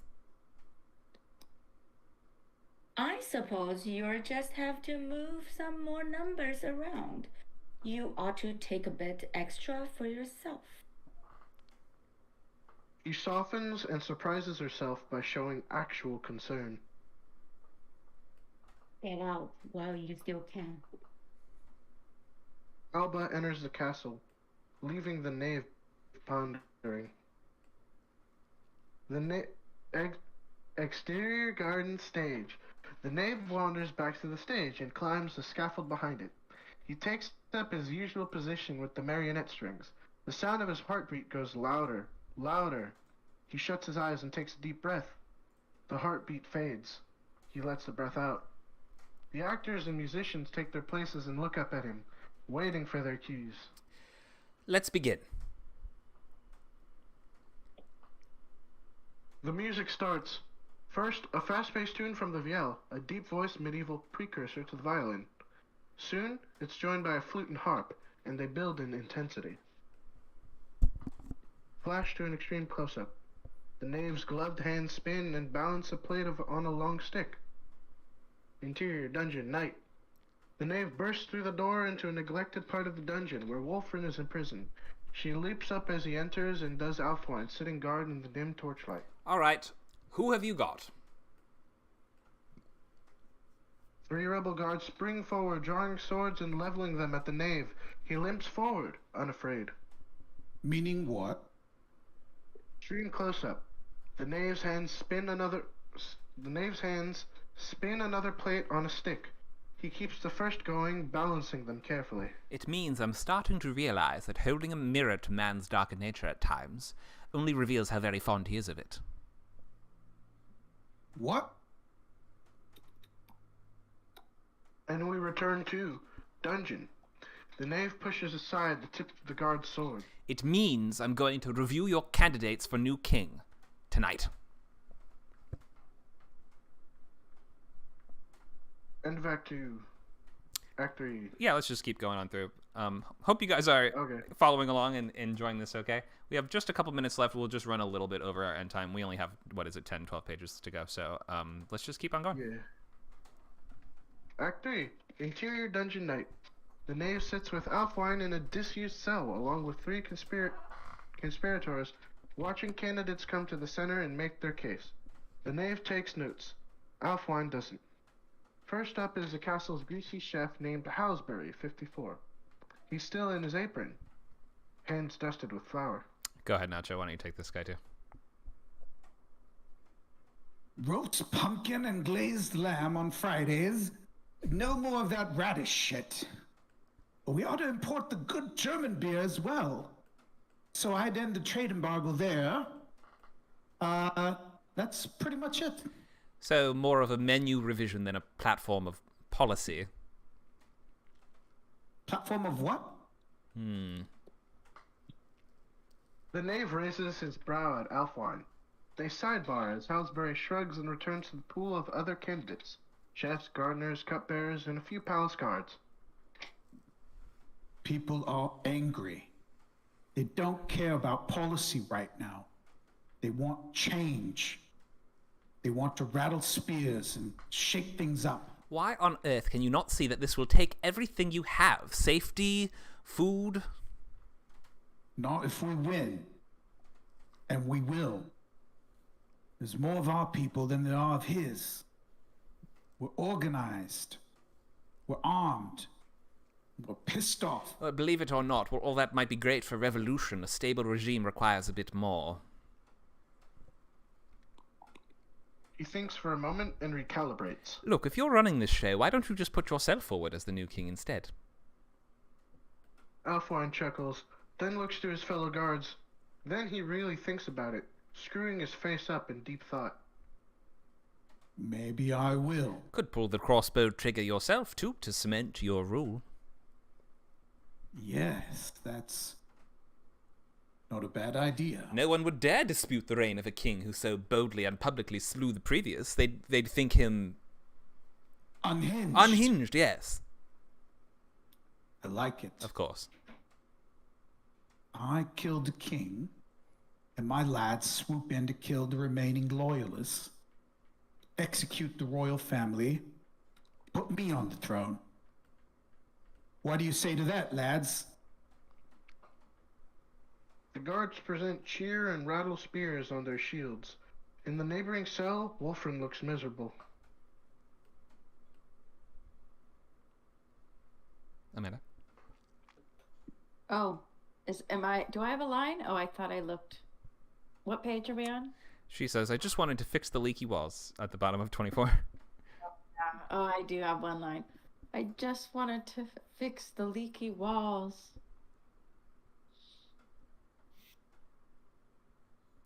Stage The direction. knave offered Yeah. a flask of water through the bars, along with a look of pained solidarity. Thank you. Who's reading our stage direction? Alright, bottom 24. I just want to fix the leaky walls. The knave offers her a flask of water through the bars, along with a look of pained solidarity. Exterior castle, balcony, night. King Stavros drinks wine and plays cards by himself on his balcony, staring into the night. The knave passes by and glances out the door at him. Is everything all right, Majesty? King Stavros sighs and nods, but it's clearly not. The knave dawdles outside and leads on the railing. You ever gamble, fool? Not with money. The king pours him wine and he sips it. When you're deep enough in the hole, it starts to seem like winning is the only way out. And it feels so close. But it has for years now. I don't want Alba and Iris to think I'm a loser. I just need to win the war to earn back the money I've lost on it. But Lord, at what cost? They watch Iris roll a hoop along a parapet, alone, dejected. You're so busy with these campaigns, you don't have any time to spend when it matters most. She feels this. Aye. I've noticed that she's been a bit distant. If you end the war, you'll have plenty more time and money to spend with her. She doesn't care if you conquer some heathen's lord. She needs a father, a protector, and so does the realm. True enough. You're a good commander, but do you want the bad news? The realm is on the verge of collapse, and no matter how much you conquer, soon you will leave your heir a smouldering ruin. I think that's what's niggling at your mind. It doesn't sit well with the good father in you more than anything. Stavros drunkenly hugs the knave, overly emotional. This is why you're my best friend, fool. Best friend in the world. Yes, Majesty, as you say. They continue hugging. I'll The king will end keep the going. war. Just don't tell anyone it was my idea. Right? Really? He's stunned into speechlessness. Holy shit. Might I get that in writing? The king collapses into his chair, falling asleep. Surely, after just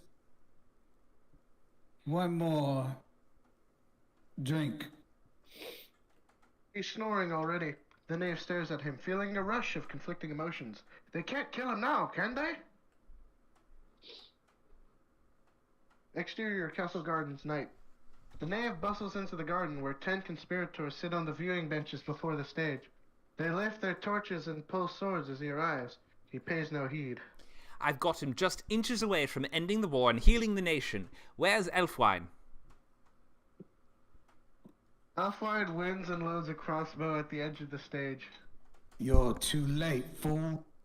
Gears are in motion. Momentum's too high. The knave awkwardly climbs the steps to the stage. That is ridiculous. You could release Wolfram and walk away, all of you, at any moment. I think the fact is that people are ready for a change. And I'm happy to be the face of that. That all right with you? Or are you going to be a problem? The knave thinks. He settles grimly on a course of action. He pursues his lips, then gives Alfwine a resigned smile. Very well, Elfwine. You've won this one. If you must proceed, the finale of the show is marked by 3 blasts of the trumpet. We intercut between the two rehearsals. Show rehearsal, morning. Tomorrow's final dress rehearsals for the show. This time in full costume, the knave operates his puppets from behind the scenes, overseeing and directing from afar. On the first, I suggest you draw arms and make ready. The trumpet player blasts his instrument. Assassination rehearsal, night. Taking us back to the last night, the knave plays a trumpet, cueing assassins in the audience to draw and practice Russian guard positions that he has marked with X's on the brick. On the second, your chums in the audience will overpower the guards. The knave blasts his small trumpet again. Show rehearsal, morning. The knave shuffles around the garden as the dancers and the actors in the finale push the springboard into place on stage. The brightly dressed 300-pound acrobat warms up behind it. The knave nudges a guard, motions for him to move elsewhere, and swipes away the chalk X on the stones with a shoe. The trumpet player takes a deep breath, prepares to blow. And on the third... The actors all bow, revealing the 3 empty reserved seats for the royal family. The knave motions for them to go lower. One last trumpet blast rings out. We shall play out our celebration's true spectacle. Assassination rehearsal, night. A crossbow bolt twangs into the king's empty chair. Interior knave's chambers, day. The next day, the knave vomits into a chamber pot sitting on his bed. He's pale, sleepless, and miserable with anxiety. He stands, swishes matter from a flask, and spits it. He collects himself, looking into a mirror as he puts his cap and bells on. He cinches them tight. Jingle. Exterior castle, gardens, day. Guards shepherd a small group of 20 bewildered peasants into the gardens. Iris cues the musicians and rushes to the guests with a tray of light refreshments. Welcome, one and all. She starts handing out snacks and pulls out a checklist. Now, I want to make sure this is fairly represents the kingdom, so we ought to have 9 men, 11 women. There should be 3 lepers. Can the lepers raise their hands? Or whatever they've got. Audience. Courtiers gather at the edges of the wooden stands to watch as the filthy peasants file to their seats. They gaze about with an odd combination of awe and discomfort. The chef, Halsbury, now wearing a hood and cloak over his chef's apron, makes eye contact with the 8 armed conspirators among the courtiers. They clench their jaws with nerves, hands tight on the handles of their concealed knives. Dungeon. Wolfram lies on the dingy prison bed. Her wall starts leaking again. She sighs and rubs her eyes with worry. Stage. The knave stands at the edge of the stage, spinning his plates as a warm-up show. He catches them gracefully to the crowd's applause. Time to begin. Thank you, thank you. The hard part, of course, isn't so much spinning them, it's catching them before something breaks. He eyes the king, the queen, the princess, the conspirators. Under the stage, Alforan crouches with his crossbow, clutching it tight to his chest. He gets distracted by his reflection in a tilted mirror, and despite his nerves, takes the time to pose as if for a portrait. God damn, he thinks he looks cool. The lesson you might take from our story tonight is that it's never quite too late to give up halfway through something if it's starting to seem like a bad idea. Stage. The exhausted knave takes one last deep breath, summoning the courage and energy for what must be done. I want you all to sit with that for a minute before you do anything else. And a random Sun Tzu quote for you as well. Tactics without strategy is the noise before defeat. All right? Right. How about a show? Applause swells. Iris claps loud and most enthusiastically. The king looks pleased to see that. Pre-lap, the first trumpet blast. Audience soon after the finale of the show. Halsbury, soaked with sweat, jittery with nerves, pulls a kitchen knife from his sleeve. The nearby 8 assassins in the crowd pull their blades with the quiet shuck of metal. Above the stage, the knave watches with precise focus as the assassins shuffle towards the guard posts, finding only confused courtiers instead. The conspirators glance around for help, flummoxed. The knave makes his puppets dance. The second trumpet, a higher note, more intense. Building! Stage. The large acrobat readies himself to push the springboard. King Stavros is at the edge of his seat. Green Alba studies the knave carefully, all her focus on him. The knave nods to the acrobat with cool resolve. Be sure to hit your mark. The acrobat begins to run toward the springboard, and with a flick of the knave's marionettes, the final trumpets blast. The dancers bow in unison. The acrobat leaps and jumps. Alfwine bursts from the trapdoor, aiming the crossbow over the dancer's back straight at the king's beaming face. Here's what you get for. The huge acrobat crushes the trapdoor. Ta-da! This smashes Alfwine's forearms. He drops the crossbow with a howl of pain, the shot twanging into a hedge. Zealots spring into action, drawing swords, unhooding and arresting conspirators. Lord Chancellor Ferdinand removes Halsbury hood. The chef panics and stabs with his knife. The crowd of peasants seems to think it's part of the show. They burst into applause, watching the Lord Chancellor stumble onto the stage with the knife in his chest in what appears to be a dramatic death scene. Iris and King Stavros cheer along with everyone else. The Queen stares at the knave, realizing what he's done. She's slightly revolted, and a little impressed. The knave's wry gaze flickers to the camera. One problem to solve another. Exterior Castle Ballet the next day. Guards drag a broken-armed Alfwine past the bakehouse, the granary, the stables, and out of the central muddy field. Let it be known that I die as a patriot, a hero, and a casualty of our broken, corrupt establishment. The knave waits by the executioner's block. Right, I was hoping you might actually repent and name your conspirators rather than leave all that for me to suss out. I'd really like to catch up on sleep. Alfwine spits in his face. Traitor, you're a pet to them. Go sleep in your cage. It's a matter of time until you're the one on the block, fool. The knave wipes his face and sighs as they drag Alfwine to the block, and we hear the thunk of the axe. Next, the guards drag along Wolfrin, which catches the knave off guard. He rushes to her side and gently tugs her sleeve. Wait, no, not this one. We'll have somebody else who wants to read this card. Amanda, go ahead and read this card. Oh wait, no, you're reading the you're reading Wolfrin. That's right. Nacho, read this card. Yeah. Can I read card? Go ahead.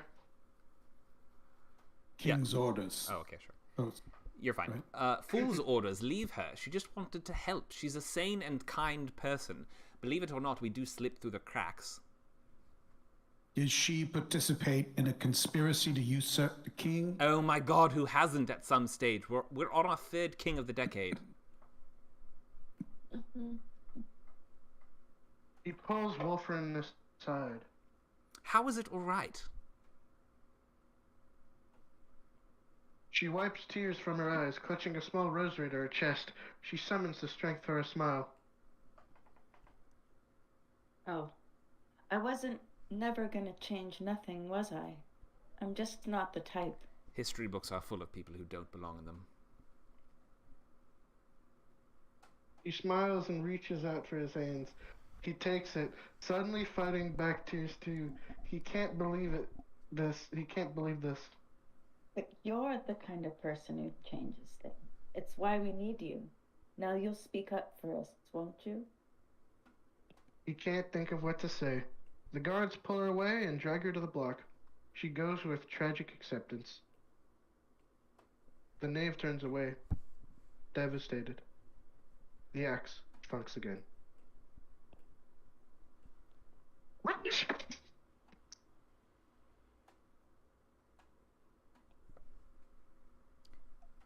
Sorry, are you lost? Or is stage direction lost? We're at the bottom of 33. I heard a weird sound. Maybe it was What happened literally me's mic. Can you hear us? Literally me? There. There you are. Roach. Roach? Oh. There's a roach on my wall. Where the fuck it's coming from? Okay, well, But it's huge. Oh. do you want us to swap to a different reader, or what do you want to do? No. Yeah, I think I don't know. I think I should tell someone about this. Okay. It's Well, probably a good situation to tell someone about. okay. Interior. Princess. Oh, go ahead, Amanda. Yeah, go ahead. Someone else go. I'm I'll sorry. read it. I'll be right back to Okay. Thank you. Go ahead, Amanda. I'll read it. I don't know all mine, so. You're good. Interior, Princess's Chip Day. Iris plays with toy soldiers on her bed. The knave passes by her open chamber door with a look of dull shell shock. He stops at his own door and finds his bag of coins, the ones he gave the queen, tacked to the wood, waiting for him. He pulls the bag down, counts the coins, and might even smile if he had the energy. The queen is going to stay for now. Who? He remembers where he is and steps into the princess's room. He has none of his usual pomp and goofiness. Did you find the show to your liking, Princess? Assassination attempt and killings aside. You were right. It was too expensive and dangerous, and just a disaster. I never would have thought the Castle Night staff would attempt such a thing. Don't we treat them well enough? Makes you think, doesn't it? It hardly makes sense. But I suppose I learned... I don't know. Never mind. You can go on to bed if you want. Thank you for trying. She turns back to her toy soldiers. The knave lingers. What did you learn? Well, even when we have everything we want, I suppose at times we crave struggle and conflict, if for nothing else than to remind us what the hierarchies are and why they are in place.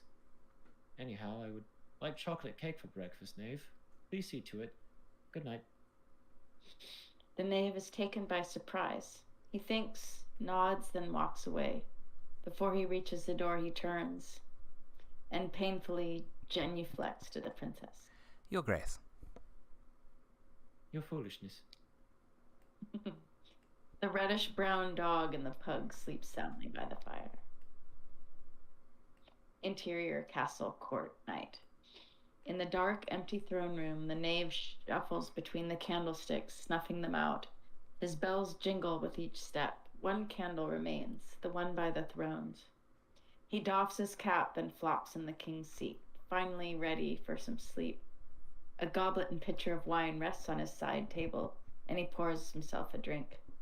Then he pours one more. Here's to us. Oh, sorry. Oh, you're good. Here's to us, Lady Wolfram, the human marginalia, content to direct from the wings. I think we've earned our rest. Boom! The doors fly open, and King Stavros, his equally drunken marshal, and two generals stumble in, bellowing and joking and whacking each other with swords. The knave rises. Off to bed, fool. Since I ended the war, we're going to have a four-way duel. And whoever wins gets to decide where we invade next. The knave eyes the open door, then eyes the king. He summons a deep breath, then lets it out with a slight shake of his head. No sleep for the foolish. Too much to do.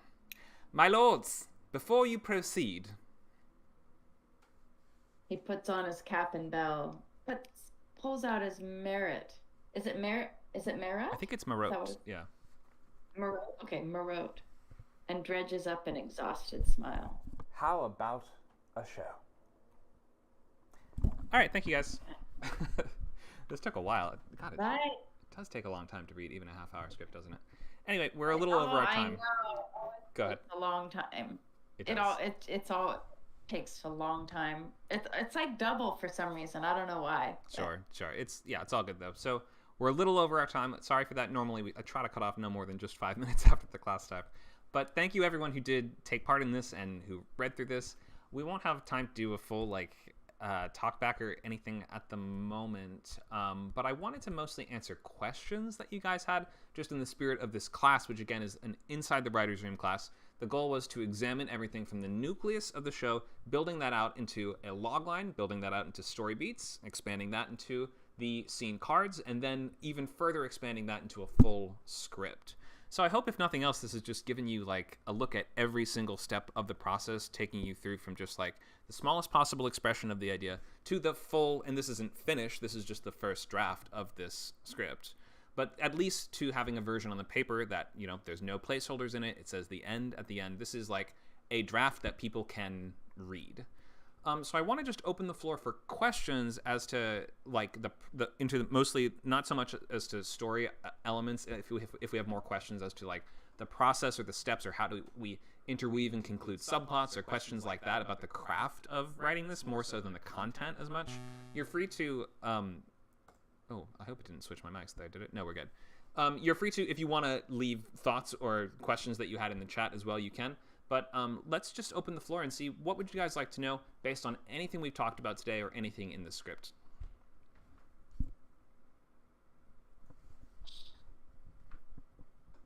Could I ask what maybe changes you came up with as you were writing that kind of diverged a bit from your scene cards? Yeah, sure. So the idea of the queen threatening to expose the knave for embezzlement was not originally part of my subplot in the C story, and I actually had to add that in to amp up the intensity of that conflict a little bit more. I mean, just having her go, "I'm onto you," doesn't really have a very concrete like stake to it, like level of stakes to it, whereas "I'm going to expose you for embezzlement unless you cut me in" has a much clearer goalpost and or like tangible results as a you know, if that thing is to go wrong or if that subplot is to not be properly fulfilled. So I had to make the stakes of that a bit more concrete throughout.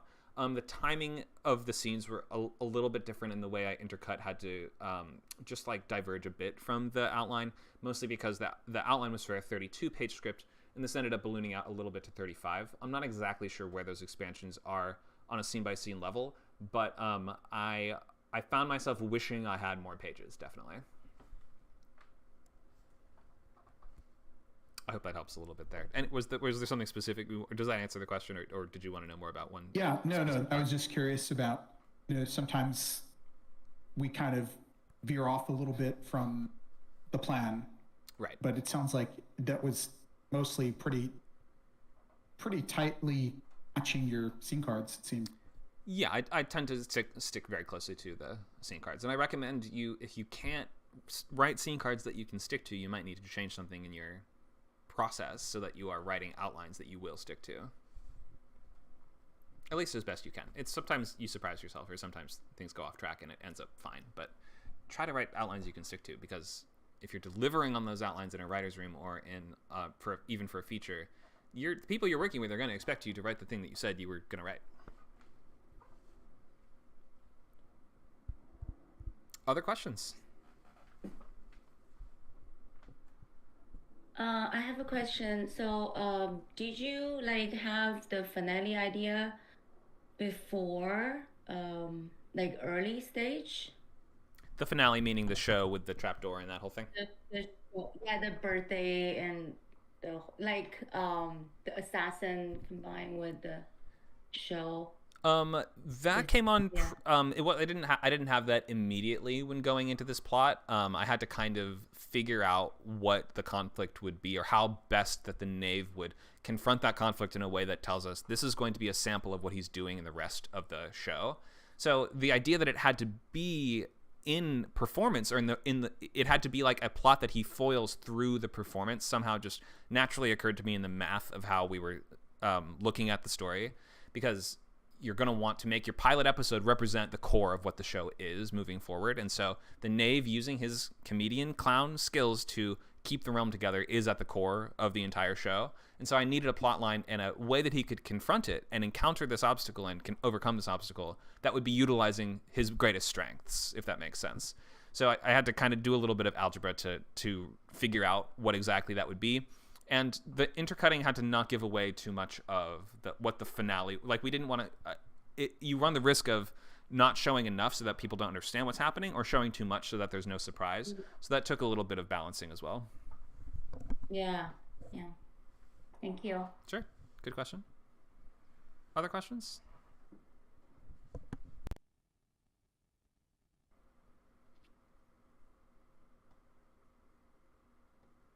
If not, then we'll just wrap up.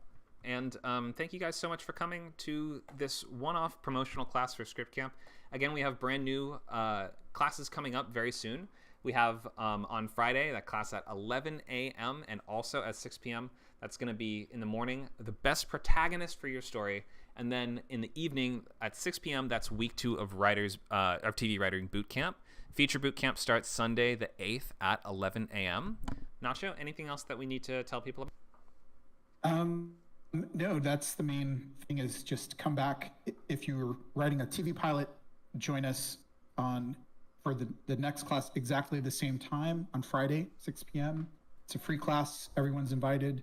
And if you have time in the morning, 11 a.m. Pacific time, there's a matching your protagonist with your story. Mm-hmm. If you're writing a feature, join us on Sunday. That's going to be 11 a.m. on Sunday, January 8th. Let me get out of the way here. Feature boot camp. Thanks a lot, guys. If that is all, then I will dismiss the class for today, and we hope to see you guys Friday at 11 or 6, and then Sunday at 8 for week 1 of features. All right, thanks so much for reading, folks. You all did great, and I hope that you learned a bit and gained a bit from this class. Little insight into the things that go into a TV show as we take it all the way from core nucleus to a completed script. Okay, we'll say goodnight. Go ahead. I learned a lot. Well, because I read it already, but I learned a lot reading it. And it's interesting. I learned more reading it than I did when I read other pilots. Like, I think it's when I know the person that's writing it, I think I look at it differently, or it feels more like, I don't know, there's something more like, because I know you. Mm-hmm. And so it's like I can sort of see how your mind is work. I don't know. There's something different about knowing who's writing it a little bit, like knowing the person. But then also like, yeah, I felt smarter as a result of reading it. Like just in terms of the, smarter in terms of how you went about tying things together, but also just, this, the symbolism, overlaying the action. I mean, it was very, it's very cool. So thanks, Amanda. I'm a better person for reading. A better human being. We're all better people today, I think. Yeah. Hopefully we gained a bit of courtly wisdom from the knave in his adventures, at the very least. Yeah. All right. Well, we will wish you all good night. Thank you so much for coming and for reading and for attending. We hope to see you guys soon at your next script camp class or event. Have a great rest of your nights.